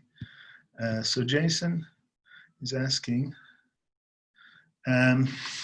No, so Jason's asking, is there some sort of coordination of tasks and avoiding duplication of effort for filling the gaps in Julia? Writing the package second might not be the great result. Yeah, I think these things kind of just happen in open source. So you often have kind of a few competing tasks. Often they're friendly and they merge, right? Maybe they don't like each other and then they kind of compete. And then there's a merging into one branch. At the moment in Julia, that's happening with, and one of the workshops I recommended, I think it's tomorrow night, with mlj.jl. So Python has scikit-learn and has a few other things as well, but obviously scikit-learn became the big one. And in Julia, you've got like mlj, right? But you've got, so this is a framework that's kind of picking up momentum. And it's a framework, it does like hundreds of fitting methods, decision trees and neural networks, obviously, and other things, and kind of packs them all into one interface. And in parallel, you've got scikit-learn.jl. Let's see if we can find that, which is a competing implementation. Now how they're merging exactly? Well, I think they're friends, but you have one or the other. With something small like this kernel density, so kernel density is a rather specific thing, right? It's fitting a smooth histogram in a special way for univariate distributions. You can just write to the package author and say, after a while, after you've played with it, hey, I want to do a pull request. So who here in GitHub has done a pull request before, or has done a pull request in GitHub? I'm sure there are people here who have done pull requests. Okay, right, a few. Okay, great. So, right, so then what you're asking is, hey, package developer, I've just added this feature to your package, or package owner, I should say. Please accept my pull request. And maybe they do, maybe they don't. This starts a discussion. So that's kind of the way to do it. Yeah. Okay. So the next example, let's just spend a microsecond on this. This is a ECDF. Being more of a probabilist and a statistician, initially I like ECDFs. ECDFs, empirical cumulative distribution functions. So that comes from StatsBase. So it's a view. I like ECDFs because you really see all the data. You don't lose anything. What an ECDF does, it estimates the cumulative distribution function of univariate data just by kind of these steps, okay? And that's what this example does. Let's not dwell on it too much. The only thing is that ECDF, let's acknowledge that the interface is slightly different than what we saw in the two examples above dealing with kernel density. So when we did kernel density, specifically the second example, we got this object, PDF KDE. Okay, let's see the type of this object.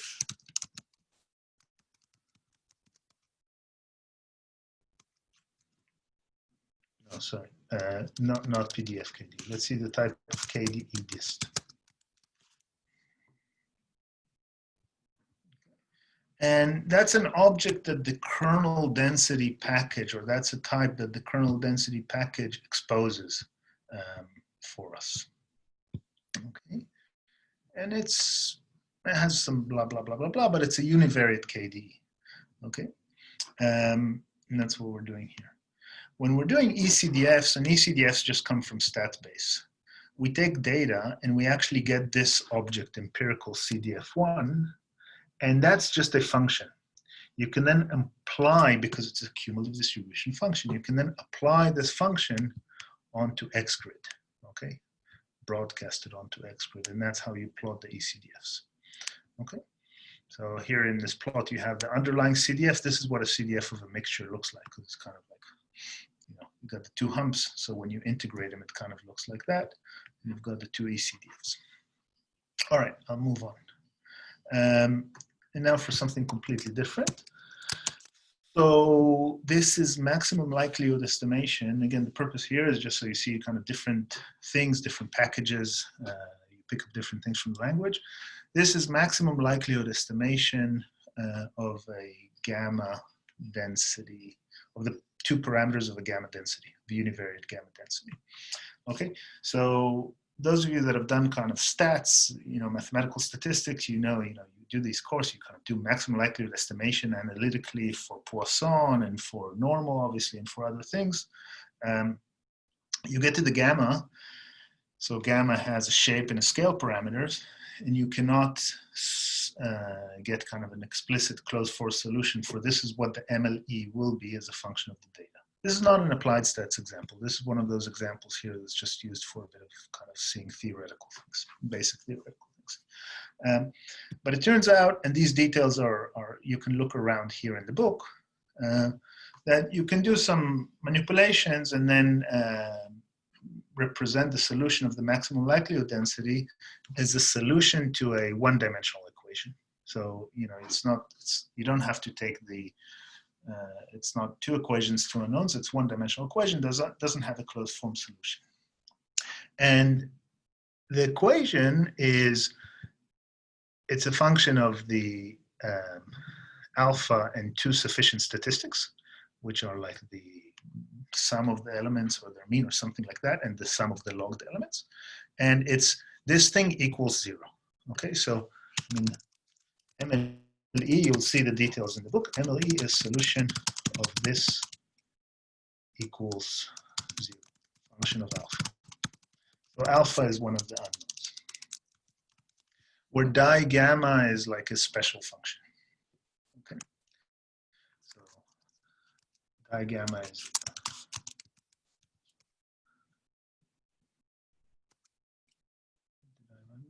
di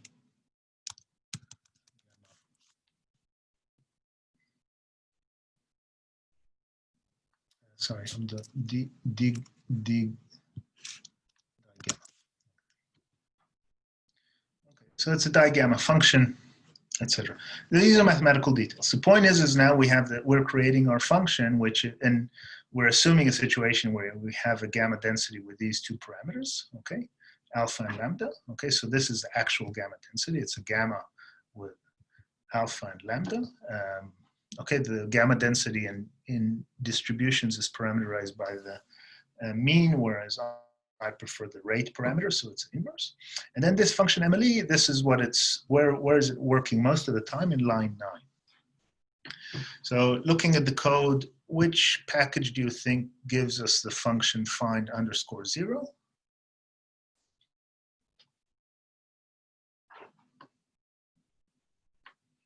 So where is this? Just kind of guess from line number 1 on the code. Where does find 0 come from? Which package? The roots. Roots, exactly. So this is in general, give me a function. In this case, there's also another package, and you get some code from it from the book, and it's NLSolve. That's kind of for multidimensional. But this is just univariate find A0. Okay, there's also another function called find zeros, which will return multiple zeros. In this case, there's a guarantee to give it given 0. So it finds a 0 to the function that you give it, okay? And I think the one is the single, give me a single 0. I'm not sure, or the first one, I'm not sure actually. We'll need to look at find 0. But this thing we have a name for. So what is this thing that I'm highlighting? This specifically, it's determined by this arrow. It's an anonymous function. Okay, so I'm taking this equation and I'm sticking to the anonymous function, the mean of the sample and the mean of the log of the sample, which are these two sufficient statistics. Okay, and that's how you, so the computing the MLE requires this nonlinear solution of a univariate equation that gives you one parameter, the other parameter is given in a more straightforward manner.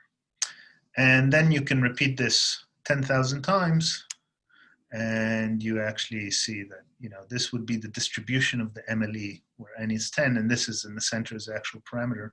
Of course, what is this distribution? You know, the theory of maximum likelihood tells you that this becomes a bivariate normal distribution. That's a distribution of the maximum likelihood estimator when the sample size grows. Okay, so initially, this is clearly, those blue dots are not normal, but the red and the green are more closely looking to bivariate normal. You can actually compute their covariance matrix with a score function and all that. Okay, so that was this type of example. Any questions? All right. Let me just push a bit more through Act 8, and then maybe we can get a bit more time on Acts 9 and 10. Okay, so we got 12:30. Okay, and with each code example, I'm trying to dwell on new Julia aspects that we still haven't seen, and there's a few in this code example. Let me first tell you the story here. Again, this is not applied stats. This is just a bit of a kind of a theoretical example. What we're doing in this example is we're comparing the method of moment parameter estimation with the maximum likelihood estimation.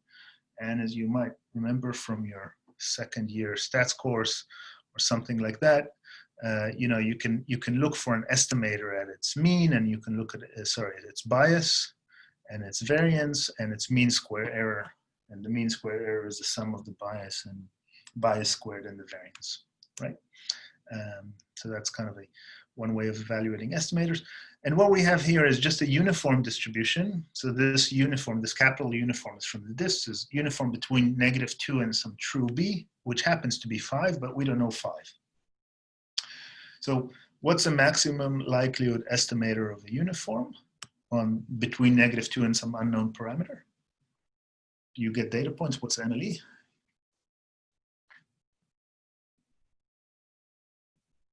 You might remember this, or if you kind of somebody knows this for sure. It's a max. Thanks, Josh. Right. It's a max. So it's kind of, you know, you get the maximum value, and you can actually show that's a maximum likelihood estimator. If you're an applied statistician these days, and this is, you know, you're not using this, and it doesn't matter, but it's just a bit of a kind of university type stats, I could say. You can also compute the method of moments estimator, which would just use it's kind of the method of moments. It will use the mean and the standard deviation estimator, and then solve a system of equations, and this happens to be the method of moment estimator. So you can estimate this true b in 2 different ways, and the question is, which is better? Okay, this is purely kind of a play theoretical question. And then what all this example does, and we'll look at some of the details, it's looking at increasing sample sizes, okay? And it's looking at the mean square error, which is a measure of the cost of your estimator. And it's seeing that the MLE is generally better in terms of mean square error. It's all the time better, okay? But they both kind of vanish, the mean square errors. It's looking at the variance. It's showing that the MLE is lower variance. But it's also looking here on the right at the bias, and perhaps unsurprisingly, the MLE is more biased. Okay, so for small samples, MLE has bigger bias because, of course, it's a maximum. You actually know that the MLE is always an underestimate.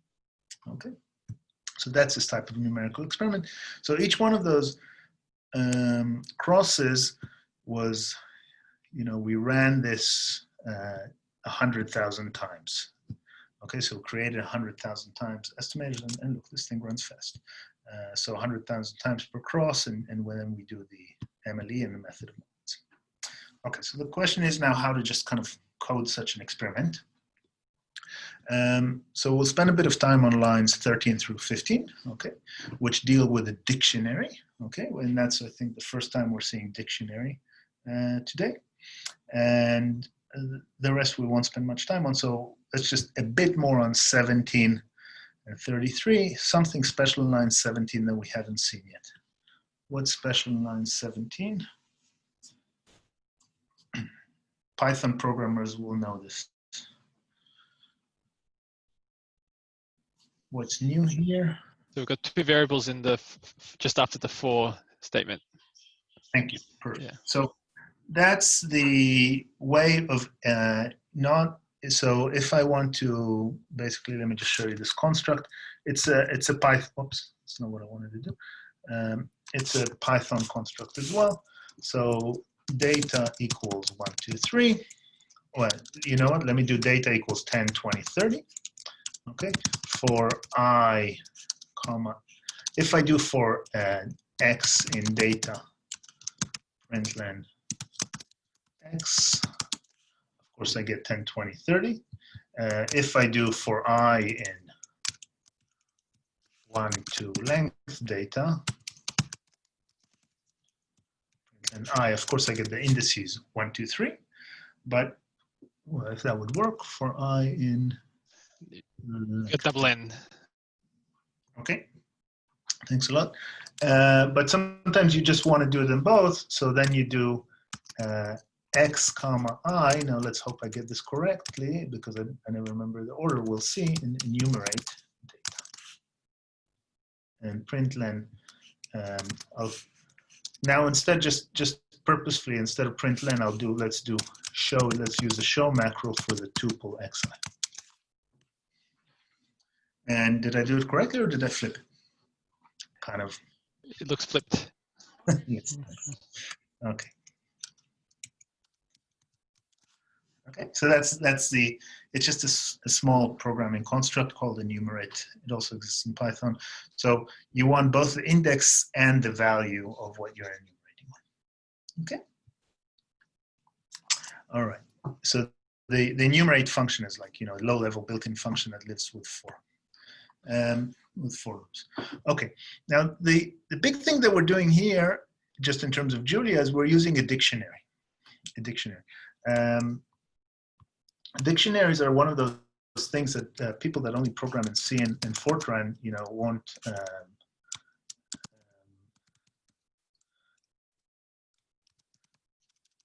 know much about.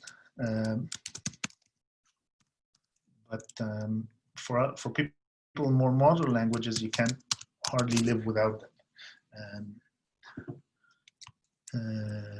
Dict.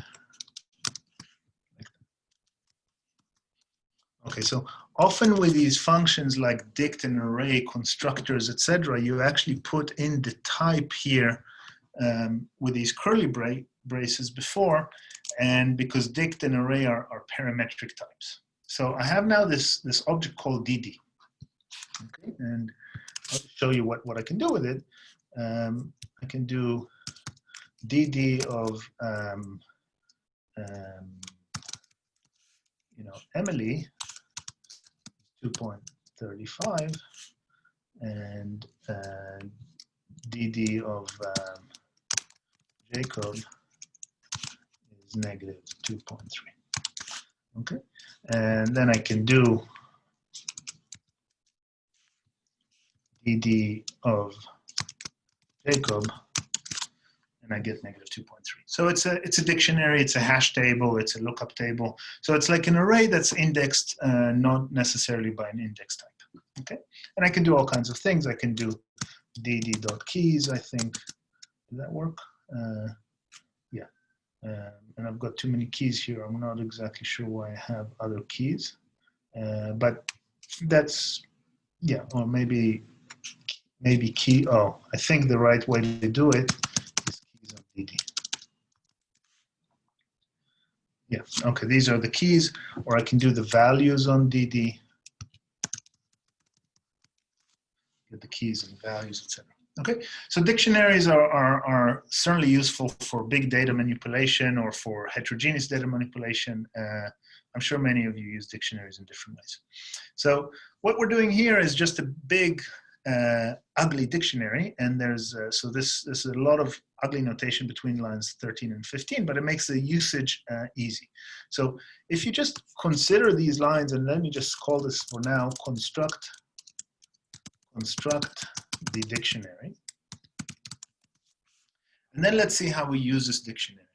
So what we want in this dictionary is, because we want a dictionary just to kind of plot the results of this experiment. Okay, this is maybe not the standard usage of dictionary, or not the standard data example, but it's still useful in this case. So what we want is a dictionary here that's indexed by symbols, because symbols are just fun and clean to program with. They're nicer than strings in many ways. So these are just symbols that we decide to use. So their type is nothing but a symbol. Okay, that's a symbol. Okay, we've spoken about symbol. So the result for MSE-MLE, so that's the mean square error of MLE in the ith index. And I here is like how many, what's your sample size? Okay, this is your ith index. Okay, and now I can insert stuff to this result. Okay, so here, if I just look at this expression, this is going to be the entry from the dictionary. The entry from that dictionary is an array. Okay, and that's the ith entry of the array. So basically the dictionary I'm constructing is a dictionary where the keys are symbols and the values are arrays of float 64s. Okay, so think of the way that you're doing all your kinds of numerical experiments, all kinds of analysis or something like that. Sometimes you have maybe 20 or 30 series, a small finite collection of series, and you might want a symbol for each and an array for the other. And then what we're doing here is we're actually constructing, and this is a bit nasty. So you got two different types of arrows here. So this one here, we've seen that before. That's for an anonymous function. So all this thing I'm highlighting now, up to here, is an anonymous function with input argument sim, and output argument is this guy. Okay. Now this is new notation you haven't seen in Julius. This arrow, this equals right arrow, this is called a pair. Okay, so it's a pair between the symbol and whatever it is. And then this thing here initializes an empty array, an undef array of length nn. Okay. And then you're broadcasting that onto these 5 symbols. So this is not the best lines 13 through 15, but what you've gotten from here to see is you've seen a dictionary, you've seen construction of the dictionary, you've seen anonymous function, and you've seen this thing called a pair. The normal way in which I would construct a dictionary, so here I just did this dictionary here, right? So let me actually do it again, and this is how I do it. I do Emily is the pair 2.35, and Jacob is negative 2.3. Okay, so that's these, you construct the dictionary by a list of pairs. So this thing would be a pair, and it's a pair from a string to a float. Capiche? I mean, at least to see the kind of where and what. Okay. Next example. So this one does Bayesian univariate inference from a Poisson model based on this data and a triangular prior. This is no way in which you'd carry out Bayesian inference. Okay, this is an abuse to Bayesian inference. I mean, it just the normalizing constant is just summed up by a Riemann sum. So this sum is just like this is a normalizing constant. I mean, any of you, so I'm sure people here know Bayesian inference. So those of you some of you probably very heavily, right? The big deal is it's normalizing constant, your distribution is high dimensional. This is just a simple example. The one thing I want to show from this example is this notation. Look at line number 6. And as I read Jason's question, maybe somebody can unpack line number 6. Line number 6, I'll give you a hint, it computes the likelihood function. So what's this? what's happening. It's a bit funny notation.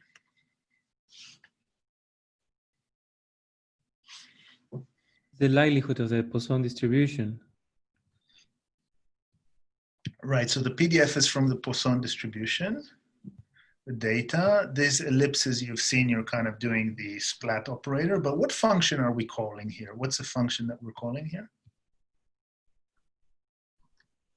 The multiplication. Multiplication, exactly. Thanks, Roy, exactly. So that's what we're doing. So, you know, you're just multiplying the elements of this. Okay, so you're multiplying the elements of this comprehension. Okay, it's just like if we were to do plus on 1, 2, 3, dot, dot, dot, the result should be the sum of 1, 2, and 3. Okay, that's what's happening. And William said as well, the product.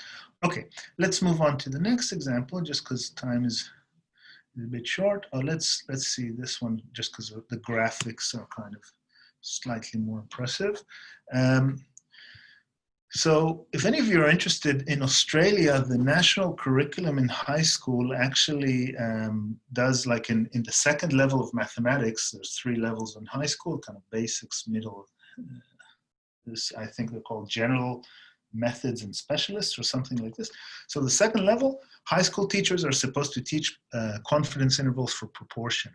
Now that's actually a bit of a complicated concept because there's a lot of happening with confidence interval for proportion. Yeah, just the normal approximation-based confidence interval for proportion. Many of you would know this well. And what this example does, it looks at the error of the coverage ratio. Okay, so when you have here the sample size, N, and this is the actual population proportion estimator, this heat map shows the error. So, you know, dark is a lot of error. So when your actual population proportion differs from 0.5, you got more error. And the right-hand plot is just a different heat map where we use a different gradient. Okay, for that. So just to kind of make it above or sorry, when we were actually seeing if the error is less than 0.04 or above. Okay, so white is, let's call it negligible error, black is a big error. And it's kind of important because people want a recipe. Hey, when can I use this formula? And all kinds of textbooks come with silly recipes of when you can use this formula. So I won't go into the details just so we focus on other things. Let's just see if there's any specific, anything new. If anybody can look at this code, you see anything that's we haven't seen yet. I'm not sure there is anything like that. So this is element-wise comparison of random uniforms to P. So that gives you a random coin flips. This is the actual confidence interval. What's the return type of the function RANCI? The function RANCI, what's its return type? I'm highlighting the return value. Is it a tuple with 2 elements? Exactly, yeah. It's a tuple with 2 elements, and we'd hope that this tuple would be 2 floats. If this would be a tuple of 2 tuples, then we'd have type instability and things might be a bit less efficient. Okay, so that's this example. Here's a similar type of kind of, you know, theoretical simulation example that looks at the coverage probability of confidence intervals for the sample variance. And these confidence intervals depend heavily on the normality assumption. This distribution, that's a chi-square distribution. And logistic is a logistic distribution. Okay, so that's another kind of theoretical example. I'm not sure if there's anything more to dwell on here. Just because I want to move on to the, and this example is actually broken at the moment. It needs a slight fix, but it just does a comparison of the signed t-test, the signed rank test, the non-parametric sign test, and the t-test for single sample, and it shows the power of the 2. It actually doesn't work just as is, but let's move on to something completely different. Let's do this as the last example, yeah, and then we take the break. Okay, so here we have something different. we're using the differential equations package. I don't know if you guys noticed, we have a epidemic happening, pandemic, and statisticians are now also experts in SCIR models because that's what everybody's speaking about. What does SCIR stand for?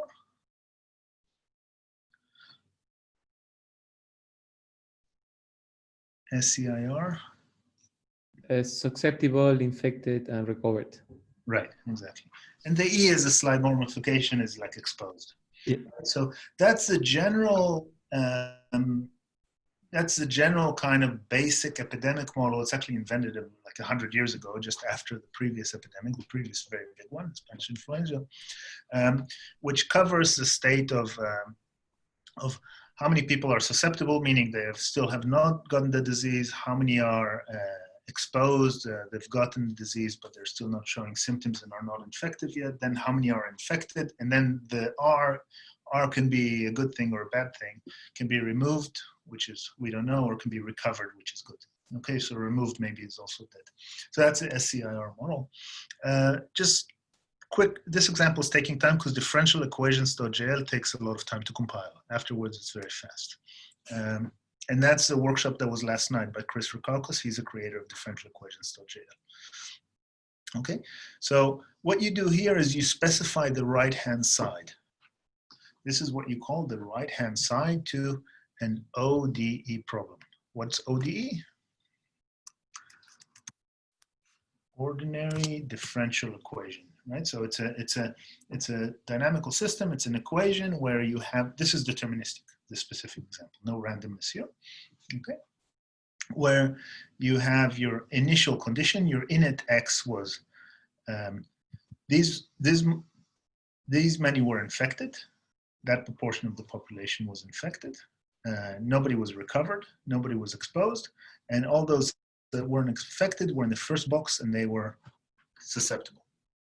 And then these dynamics, of which the most important is this product of the first coordinate and the third coordinate, that's the S times the I, is the rate of infection. Okay, so with SIR models, the law of mass action takes a product of infected and susceptible, multiplies them, and that's how this epidemic grows. And ODE problems solves this ODE in some way or another. Of course, there's many, many features on how to solve an ODE. It's maybe uses, so many options. It might use Runge-Kutta 4.5 or other things. I'm just using here the black box. And solves this. So then you get an object of type solution. And solution has .t time points and has .u, which is like the elements of the trajectory. So what I'm doing here is in a not so nice way. Maybe there's a nicer way to do it. I'm taking from the trajectory the susceptible, exposed, infected, and removed with a synonymous function mapped onto the. And this is what the typical epidemic looks like. And of course, you can change the parameters and see what happens to the epidemic, or at least to the epidemic model. All right. So that puts us at the two. Let's take a working break till 11:50. Okay, go ahead and try a few of those things, ask some questions, take a break, and we'll pick up at 11:50. So by try, you can try to run some of the examples, maybe even dwell on the last one and change parameters and see what happens. See if you can change it so R0 is less than 1, and then see what happens to an epidemic with R0 less than 1. You can even start it with initial infected, which is a much higher proportion. Or take a break, or ask questions, or discuss.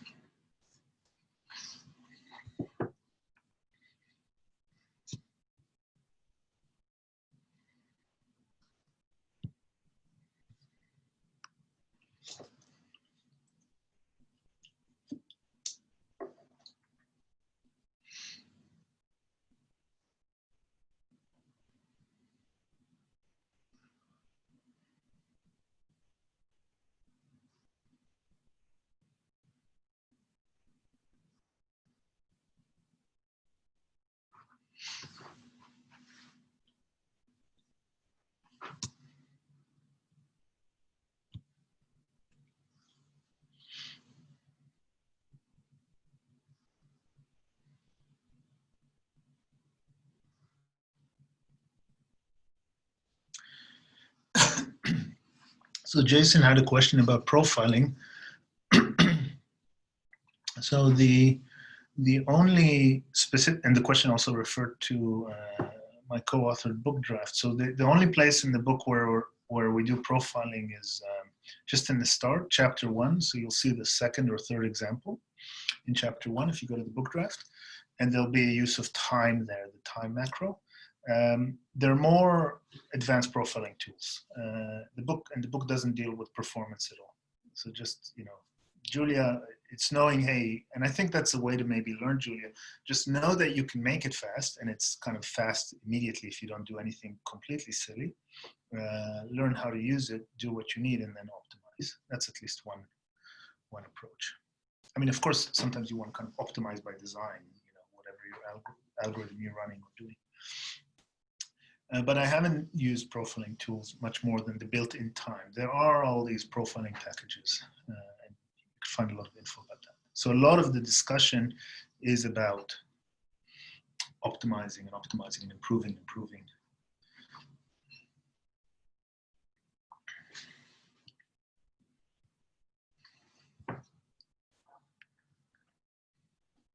I don't know if you were there, Jason, when I answered this now.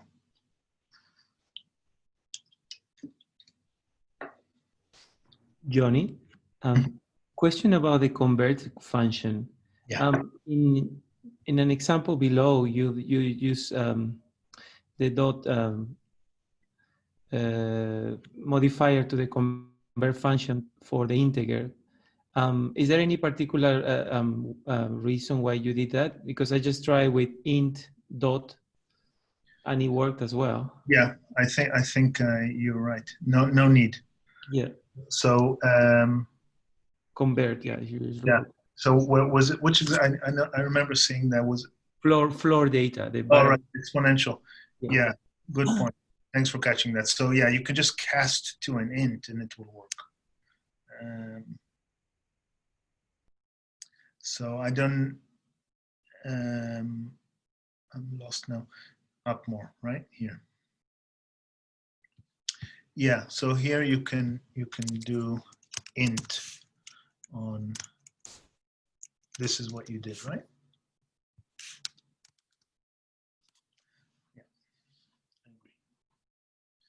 Yeah. Sort of. Int on floor.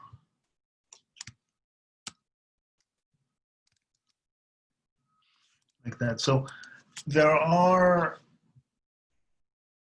I'm not sure exactly when. So sometimes you do need to use a convert function. At least one case I know is when you want to convert the data frame to a matrix. You know, often we might see an example of this. I'm not sure.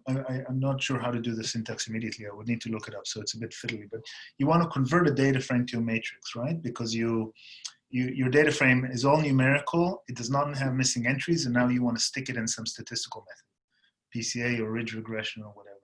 So then you'd use the convert a method from data frames from the convert function. But indeed, this int just constructed an int from that. So thanks for catching that. Yeah.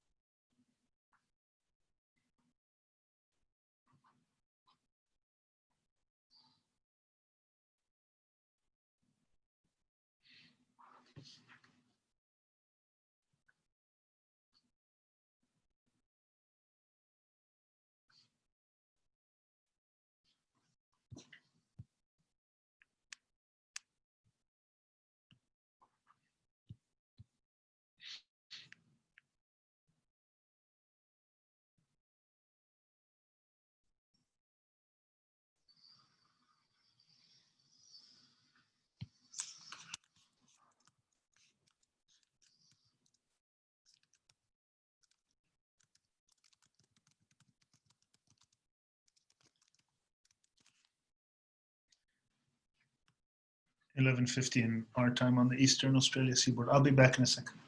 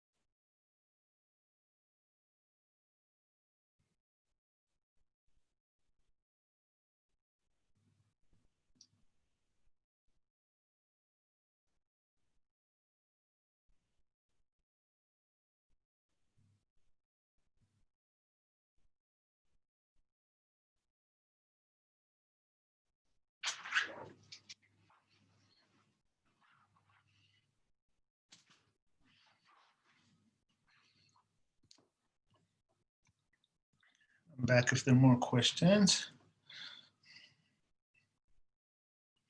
With thoughts. So who's doing something interesting that she or he think is interesting? Want to share?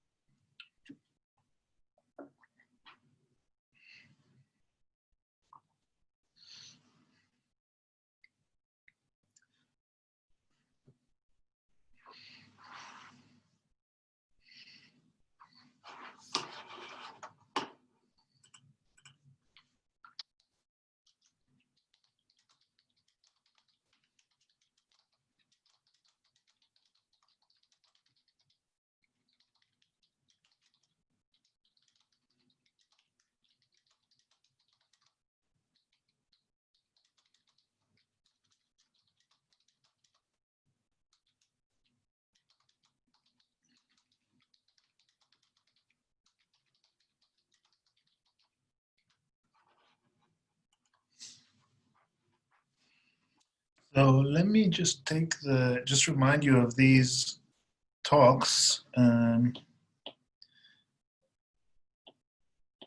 So again, this one here, the one tonight, which you could of course see infinitely ever later, is highly recommended if you're working with data frames in any statistical context. And then also very strongly from a statistical perspective, I would listen to this talk later in the week. So I think this is sometime later in the week. So this is the formula macro.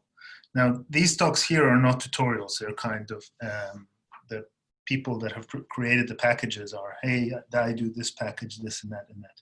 And of course, if deep learning is in your tool set, then this talk about flux is important.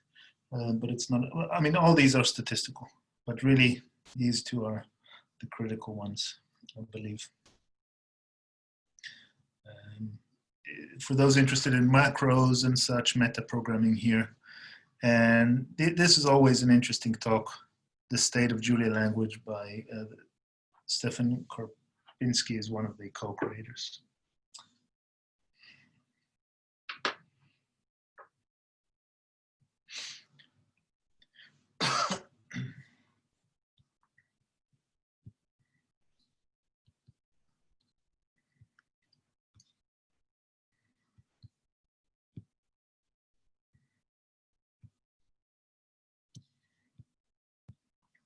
All right, let's pick up, and we've got basically 40 minutes roughly left for 2 acts. So let's focus on some things and skip others.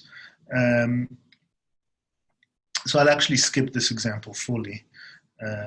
This listing 1 of the 9th act, which is listing 8, 9 in the book.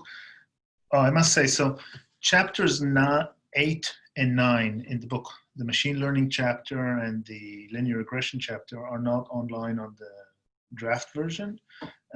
If anybody after this workshop wants to be an active proofreader, please let me know and I'll share with you the chapters in confidence. We're not allowed to spread these chapters. So, and I'll be very happy if you, of course, as anybody is, if you proofread and give thoughts, comments, and I'll be happy to reciprocate by sharing information with you and helping you in one way or another.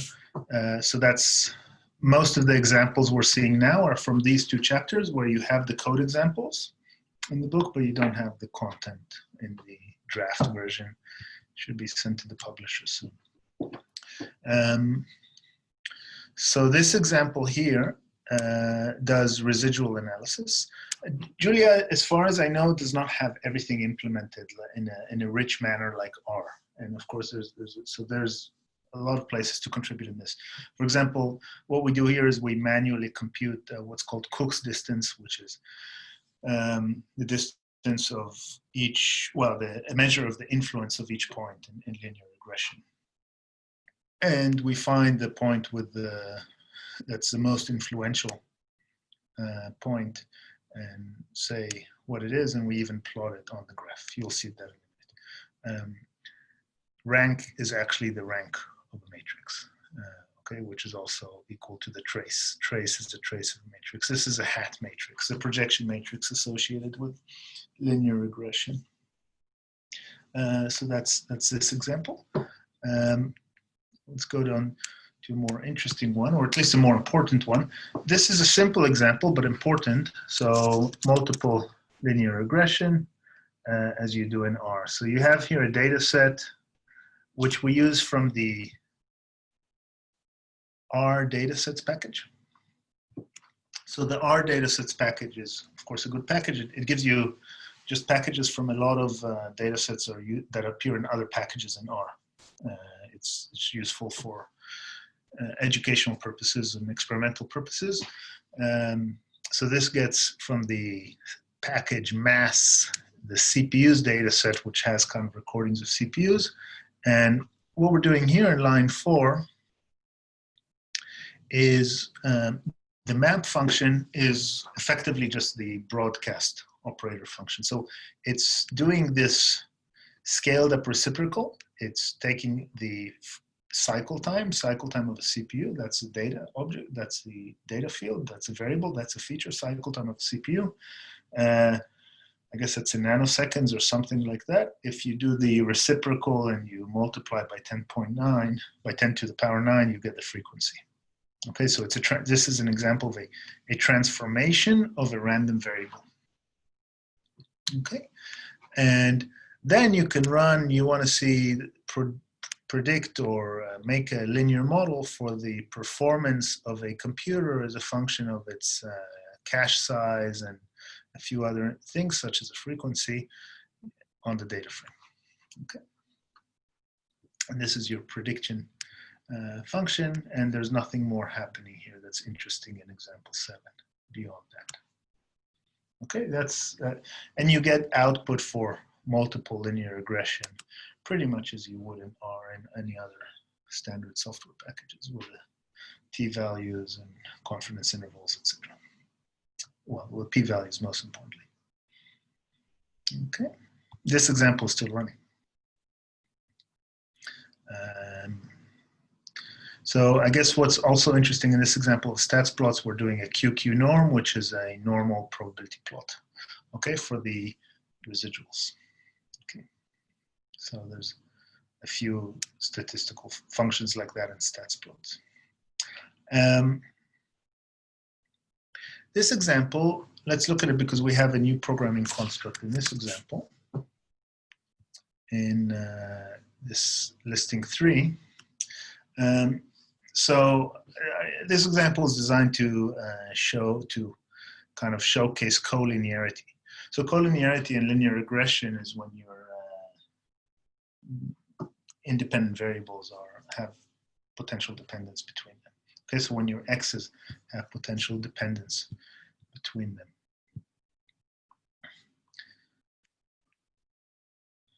them. Okay, so. Oh, sorry, I'll just move back to the chat just for a second. So just Daniel shared.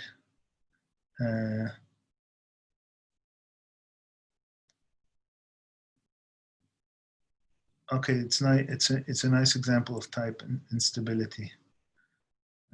Good, thanks, Daniel. Okay, you could look at the chat and see an example of a function that's type unstable. Thank you. All right. So yeah, here this, sorry, now going back up to this example with the Cook's distance here, we're actually plotting the point, which is the most influential point, and that's your normal probability plot. The GLM example, sorry, the multiple linear regression example, fine. And now this one here that deals with collinearity, let's see what's happening here. So what we're creating is we're creating a synthetic data set. Okay, so this is a synthetic data frame. Okay, this is how we're creating the data frame. So y is the name of the variable, and it's going to be the y's, and x1 is the name of the variable. It's going to be the array x1, etc., etc. But the point is, we're kind of creating this collinearity synthetically because we're saying that the third variable x is a linear combination of the first two plus a bit of noise. So if eta is very small, then you've got very strong collinearity. If eta is infinite or big, then you don't have collinearity because x3 is effectively just this noise. Okay, so eta is, you could put eta as the standard deviation of this random normal variable. And what we're doing is computing something called the VIF, the variance influence factor, which is one measure of collinearity. Let's not dwell on this too much, but I want us to look at this construct at lines 24 through 29. So can anybody give a heads up or heads down if you've programmed with exceptions before? So who has, say yes if you've programmed with exceptions, and no if you haven't. If you've used something like try, catch, and finally. We've got some yeses. Come on, there must be a no as well. Yep, we got a yep. No, no, good. All right, good. All right, so we have an exception. Matthew, you're a no. Good, thank you. And there's even a bow from Alex and a no. All right. So the thing with exceptions is, you know, you let your program run, and if the program's not happy at one point, it can use a throw statement, which we're not doing here. So who is the person that's potential, or the piece of code that's potentially throwing is in the LM function, and it throws an exception. It doesn't just crash. It doesn't say I'm stopping to work. Daniel's saying he has to go. All right, see you then. Okay, thanks a lot for organizing. So if you throw an exception, maybe the program will just crash, but you can actually wrap it in this try catch block, okay, and then you can handle the exception. Okay, so it's a way for programs to, you know, run, and then if something is kind of happening that's division by zero, or a matrix is singular, or something else is not good, you know, you could still handle it and, you know, maybe log an error and continue to do things. Okay, so that's what we're doing here. So when is the design matrix? So there's some strong statisticians here, obviously. So for what value of eta here is the design matrix that we create going to be singular? Sorry, not singular, but I should say not full rank. When are we going to have perfect collinearity? For what value of eta? 0. Thanks, Jason. All right, so when eta equals 0, then you actually have that columns of your linear regression are, you know, fully linear dependent, and then this A transposed A inverse, pseudo inverse, says it doesn't exist. But actually, you know, you can still do least squares. You just LM fails. So in this case, LM. So what we're doing is we're looping here. The way the code works is you're going for eta in eta vals, and you know, we're doing eta is kind of low collinearity up to incredibly bad collinearity, and when we get to 0, so it works, it throws an exception. But the program didn't catch. It printed exception with GLM. It printed the exception. It said the exception was positive definite exception 4, which is basically the design matrix is not full rank. And when we afterwards, if we are GLM OK flag, if it's going to be false, we're going to say, well, you can do something else. You can actually do SVD or ridge regression or something like that. Okay. And let me move on unless there's questions about this. I'm now speeding up because I just want to kind of see a few more things. So sorry if this is going to be just a bit more speedy. This example, I'll try to spend really just a second on it, is just linear regression with interaction terms and categorical variables. Okay, so let's just put it aside and just remember that, or if you're interested in linear regression with categorical variables, you can just use a categorical variable. Okay, so in this data frame, weight, height, you've got the variable weight, height, and sex.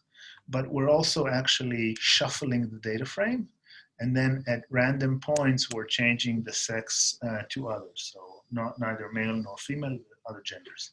Okay, so and then we're actually these contrasts are a way of which we're doing the categorical variable encoding. So if you use a lot of linear regression, you obviously know that if you have a categorical variable with k levels, you use k-1 dummy variables, and we're actually saying what the base is, female.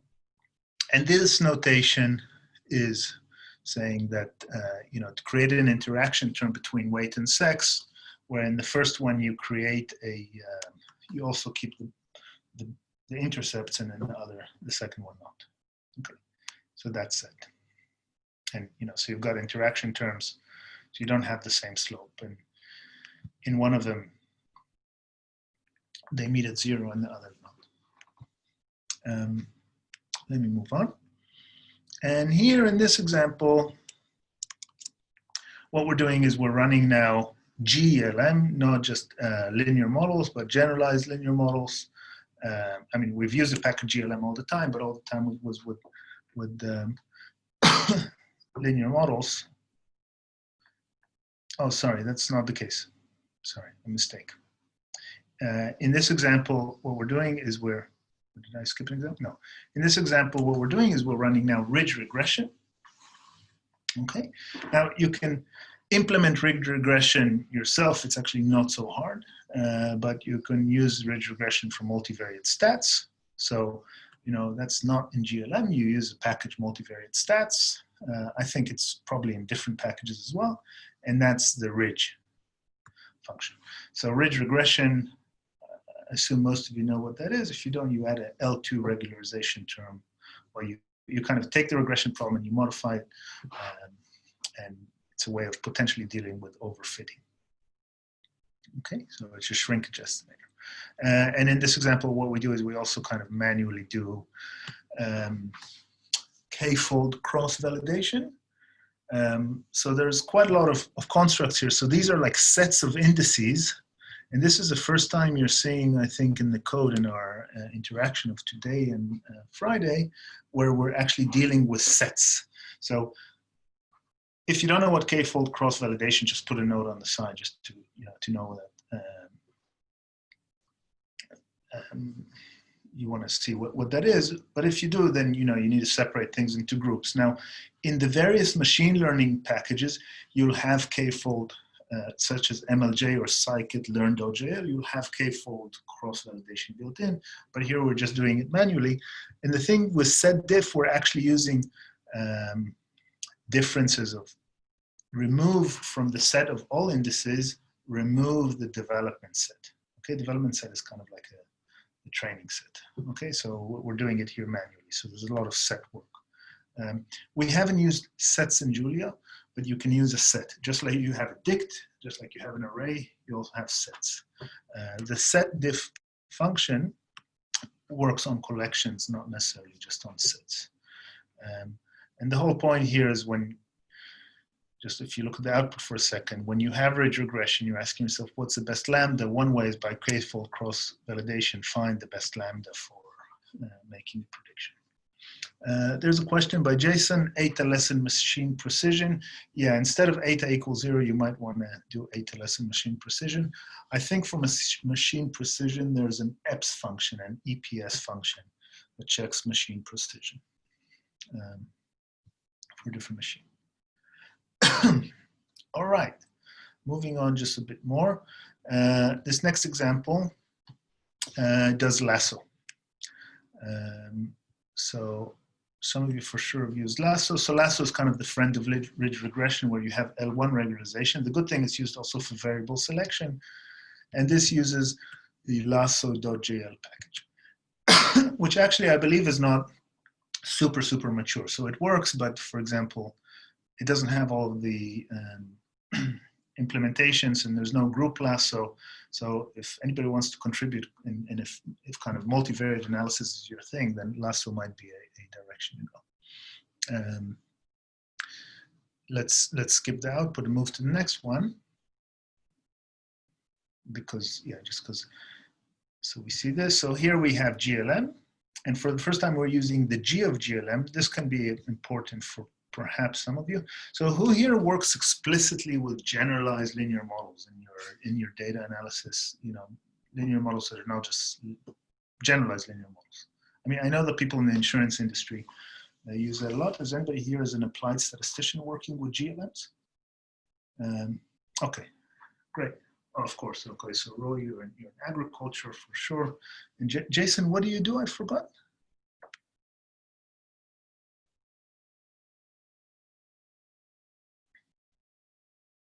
And Matt. All right. Okay. So Jason is looking right in policy. Great. And Matthew, I guess GLMM is General Linear Mixed Models, right? Yeah, that's right. Right. Okay. Great. And I know that Clayton, of course, uses mixed models a lot. Logistic regression, obviously. Okay. So now the GLM here, what you do basically is you give the distribution of the error and the associated link function. So you can put in these built-in functions, and that's how you run a GLM. This example is very elementary. It just fits 3 different GLMs to the data and sees which one has the lowest loss. Separates the data into train and test. It's not the deep thing. The Poisson is Jason saying just started on count, so Poisson regression. This is what you would use. It's a basic example. Okay. All right. Let's push on to the last act that has these things. So in this example, let me actually run it.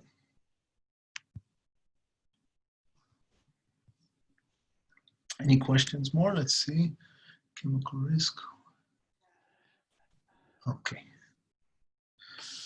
All right. So in this example, what we're doing is, and I think maybe all of the examples from now will use the MNIST digits data set. So MNIST, surely there must be at least one person here that's worked with MNIST digits. Can you say yes if you worked with MNIST digits? No if no? Just in basic kind of machine learning experimentation. So the MNIST data set. So Clayton hasn't, so Clayton, you're a professional statistician, and some have if you've played with kind of machine learning examples. So this is a data set that's, it's a standard data set to experiment on, and it's becoming kind of a bit dated. Some people don't want to work with MNIST anymore, but still here it is. So you've got 60,000 images of 28 pixels by 28 pixels. I believe that's 784 pixels per image. Okay, and so let's look at an image. Let's look at images 1. So I've loaded one image. Let's look at the first image. I think that should work. And you have labels where you know that for this image, this is images 1. If we look at labels 1, I'll call the variable labels. Guess what? The first label is a 5.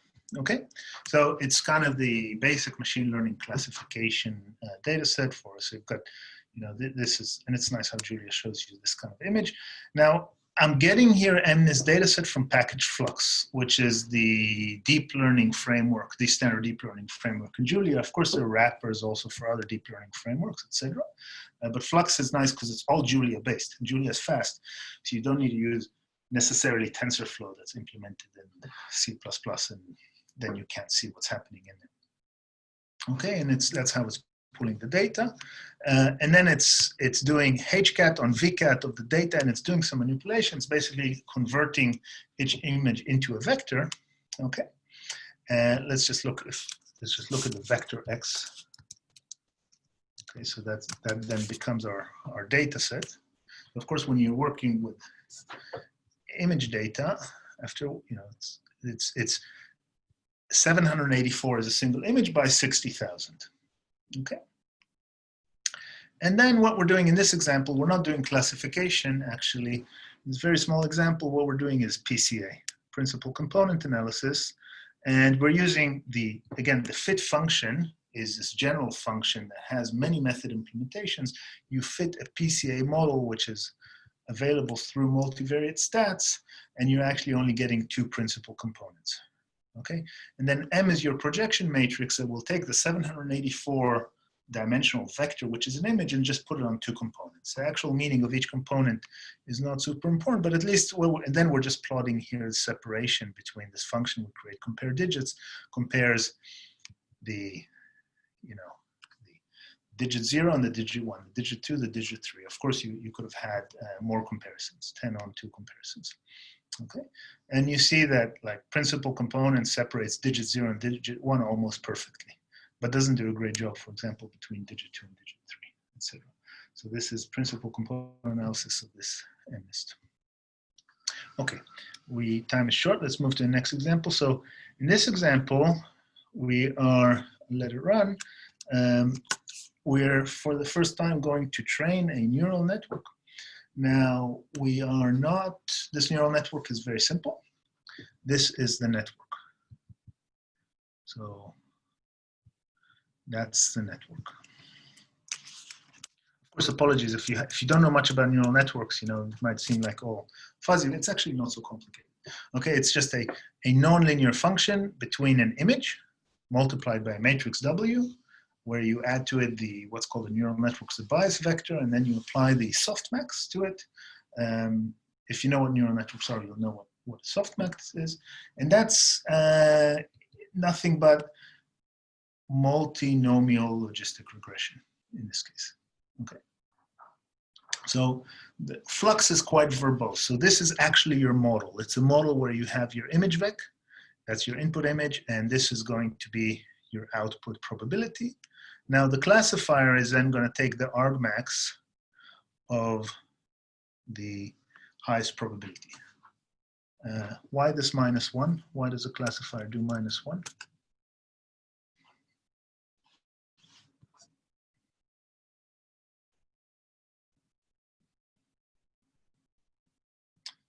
So digits are 0, 1, 2, 3, up to 9, and arrays in Julia are 1 to 10.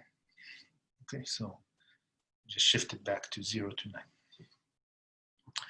And the loss function is going to be the logistic M. So the loss function doesn't look at the classifier, but actually the softmax, and a one-hot batch. So one-hot batch in deep learning or in machine learning is almost the same as creating dummy variables for categorical variables and multiple linear regression, only you don't need k-1 levels, you use all levels, and it's just a vector that has 1 in a single entry and 0 elsewhere.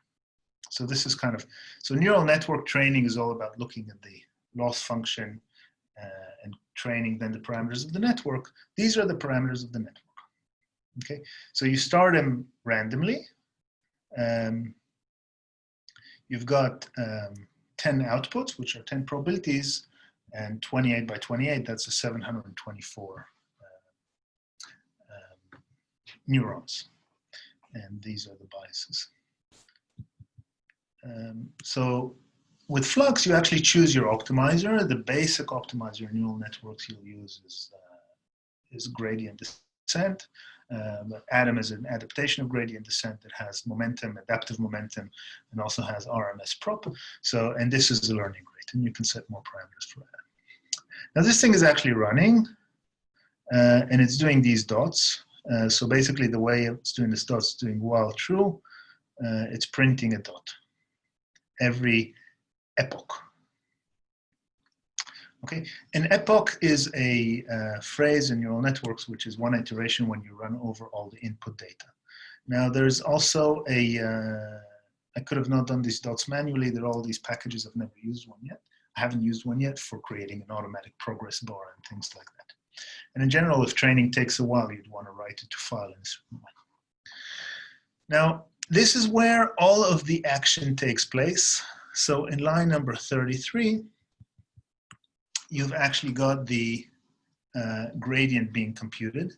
So it's the gradient of the loss function for the given batch. We're running here over batches. So batches are you take your input data and you each time train step by step. Okay. And with respect to the params, there's quite a lot of kind of things that are happening with the Flux package, and it's also using an internal engine or another engine called Zygote, which is an automatic differentiation. So there's kind of compiler level automatic differentiation happening for actually getting this gradient. But as a user, you don't need to do a whole lot. You compute this gradient, and then you update the optimizer, Optimus Adam, on the parameter P, where P is one of the two parameters, W or B, on the gradient. Okay. And you let this thing run, and it's little by little finding the network that minimizes the loss, or at least tries to minimize the loss. Okay, in this case, it actually, logistic regression is a neural network that's convex, so it's actually decreasing to the global optimum, and we'll see its accuracy once it's done. It should finish soon, I hope. So Damien asked question for later. Let's answer now. Is there a nice predict method for GLMs? Damien, so I think there is, but I actually, when playing with it and writing the book examples, it didn't work, and it might work at this time, or at least we couldn't get it to work. I mean, you need to have it. It's silly that we do this prediction by doing inner products. So the place to look is glm.jl.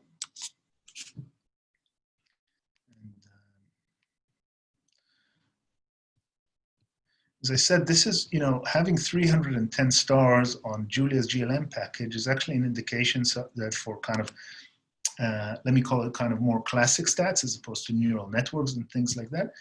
Julia is not as common as it could be. So it probably needs a bit more momentum. I mean, that's why this workshop is, and other workshops like this being taken place. So I would look in the GLM package documentation, but I can't answer explicitly.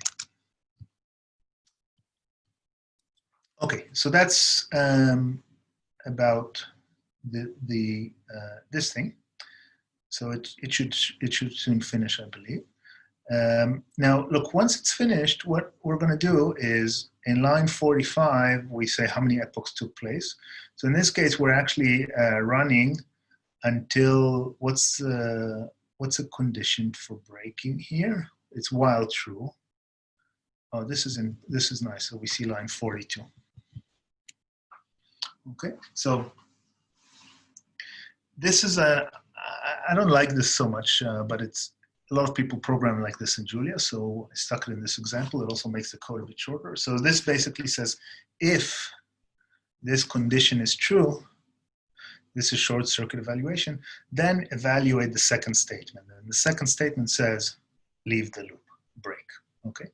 So this means that the loss, the difference between the loss is less than 50,000, or 1 on 50,000, okay.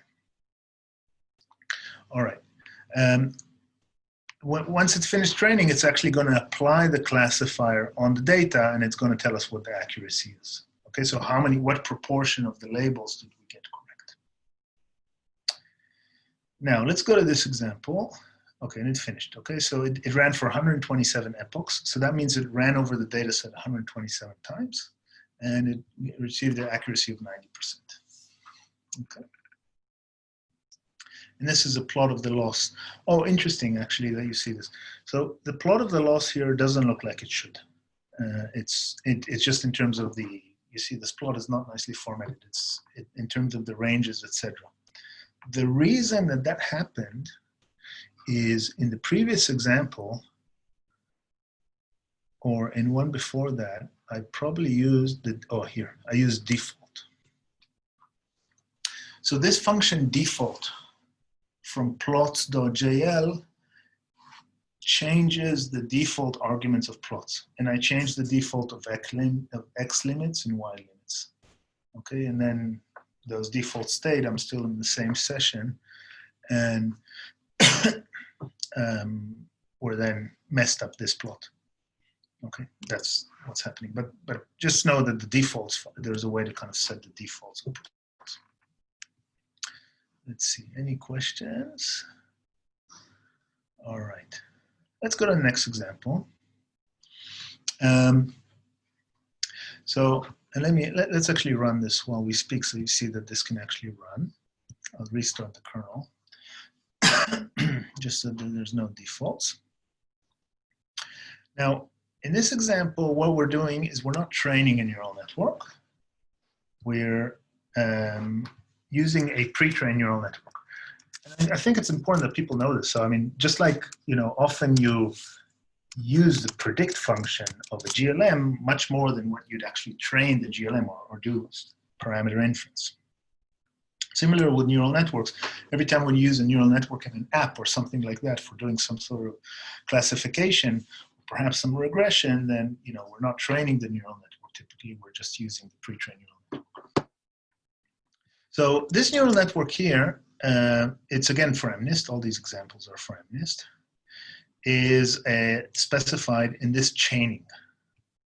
And it's a more complicated neural network than this logistic regression network. It's a convolutional neural network, and it has, these are elements of the flux package, and this chain is like a concatenation of functions where you do a convolution, a 5x5 convolution, with 1 layer to 8 layers, and then you use a ReLU, which is what's called, it's an activation function in neural networks, it's a nonlinear activation function. Then you do something called max pooling, and then you do another convolutional layer, and then you do max pooling, and then you flatten to kind of get everything, and you use a dense layer, and finally you do a softmax.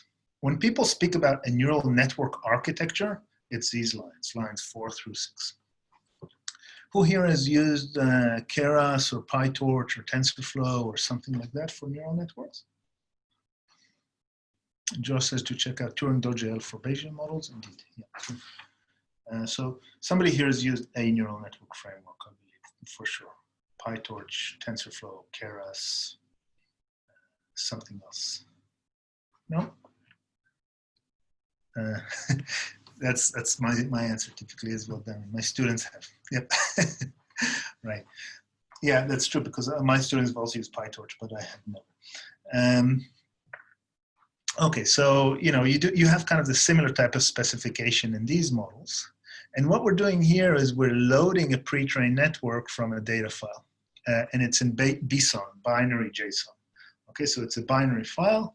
So this is, maybe you haven't seen that yet, this is a macro at load from the BSON package, and you know, it's, this dot is fine, you can use it with the macro. It's at load from the BSON package. So it loads this data and it puts it in model params, and then you tell Flux, hey Flux, model load params, exclamation mark, take model, and you know now the notation of exclamation mark, modify model to have model params. So now at this point you have this model, you know, this was like the structure, the skeleton is sitting there. You've now filled it with the params that were pre-trained from the next code example. Okay.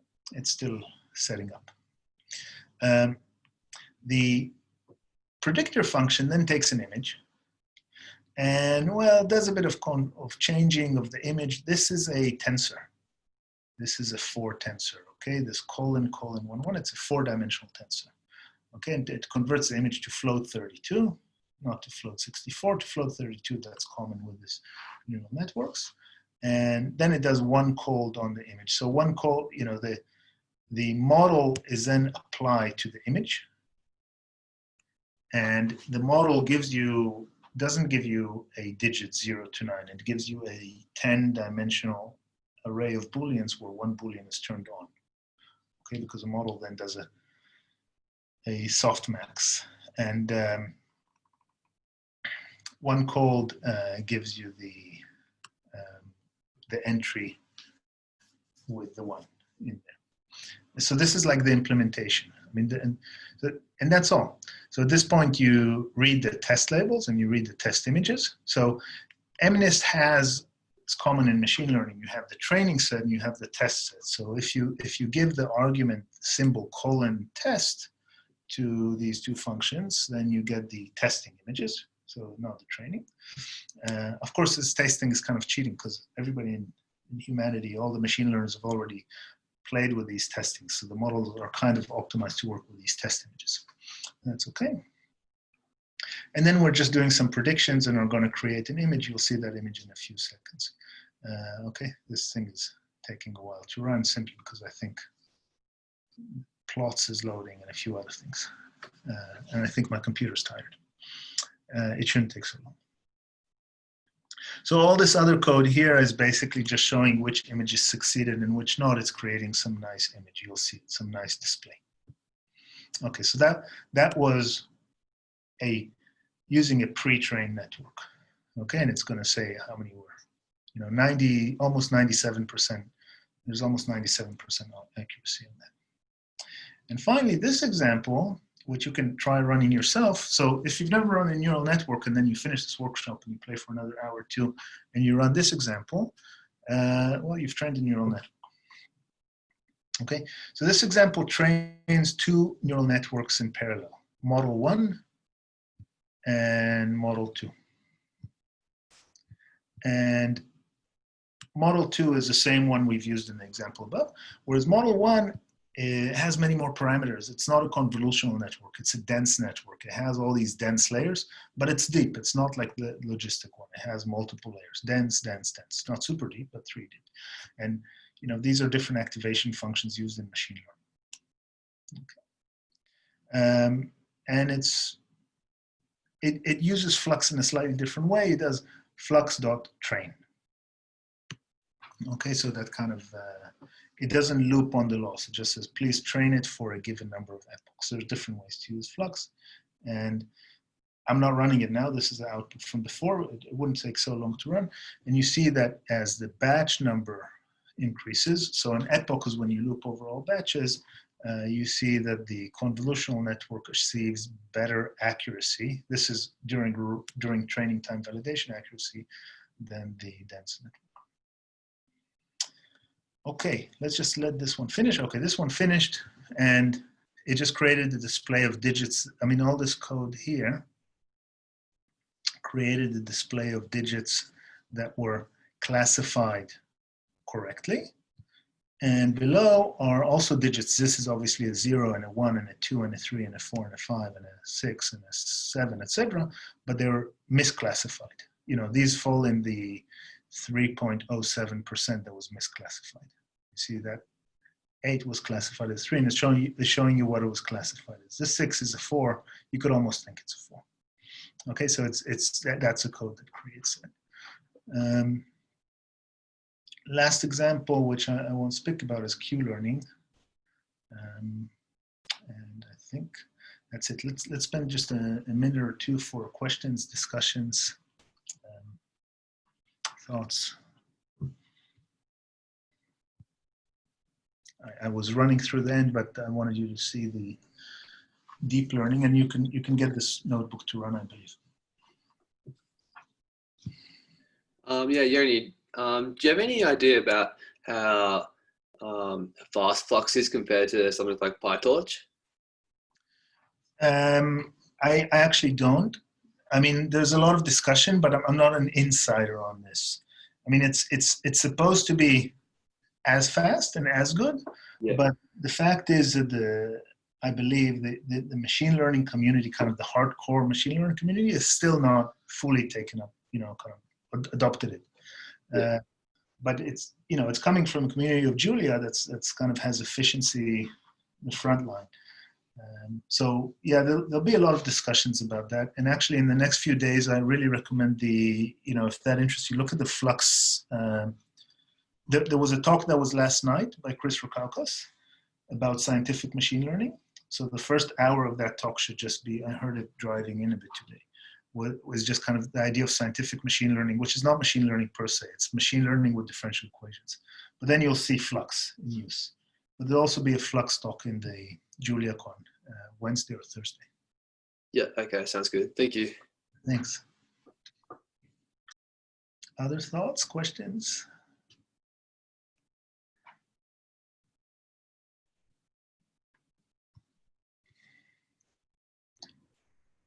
Oh, okay. So Roy asked a question or suggested another question. Is Julia a good language for Bayesian models? Would you consider include chapter in Bayesian stats on your book? So thanks for asking. So there's a section on Bayesian stats, which is the idea of prior and posterior, and we actually implemented Metropolis Hastings, but only on a basic univariate example. That's a whole different book on how to kind of the whole art of Bayesian statistics. So. No, it's just a section in chapter 5. You could look at the online section in chapter 5, describing conjugate priors and Metropolis Hastings, but no more than the basic terminology. Now, as for people that use Bayesian models, I'm not a Bayesian model user, but I've seen a lot of communication on it. So I think there's some packages that are quite mature, but I'm not an expert on that. Anything else? Okay, so everybody, I'd like to thank you for your time, for listening to all this, and for donating this money to the Asylum Seeker network. If there was a private message or two about proofreading or looking at these chapters, please just drop me a line by email and we could communicate there if that's interesting. And any other feedback, etc. And keep in touch. Thanks a lot. Since Danny seems to have gone, I guess I leaves it to me to formally thank you for delivering the workshop for the Stats ID. We really appreciate this, and I think the first taste of Julia we've given to our members. So we haven't had any talks or workshops in the past. So you're the inaugural presenter on that. So thanks very much. Thanks so much. It's great having you.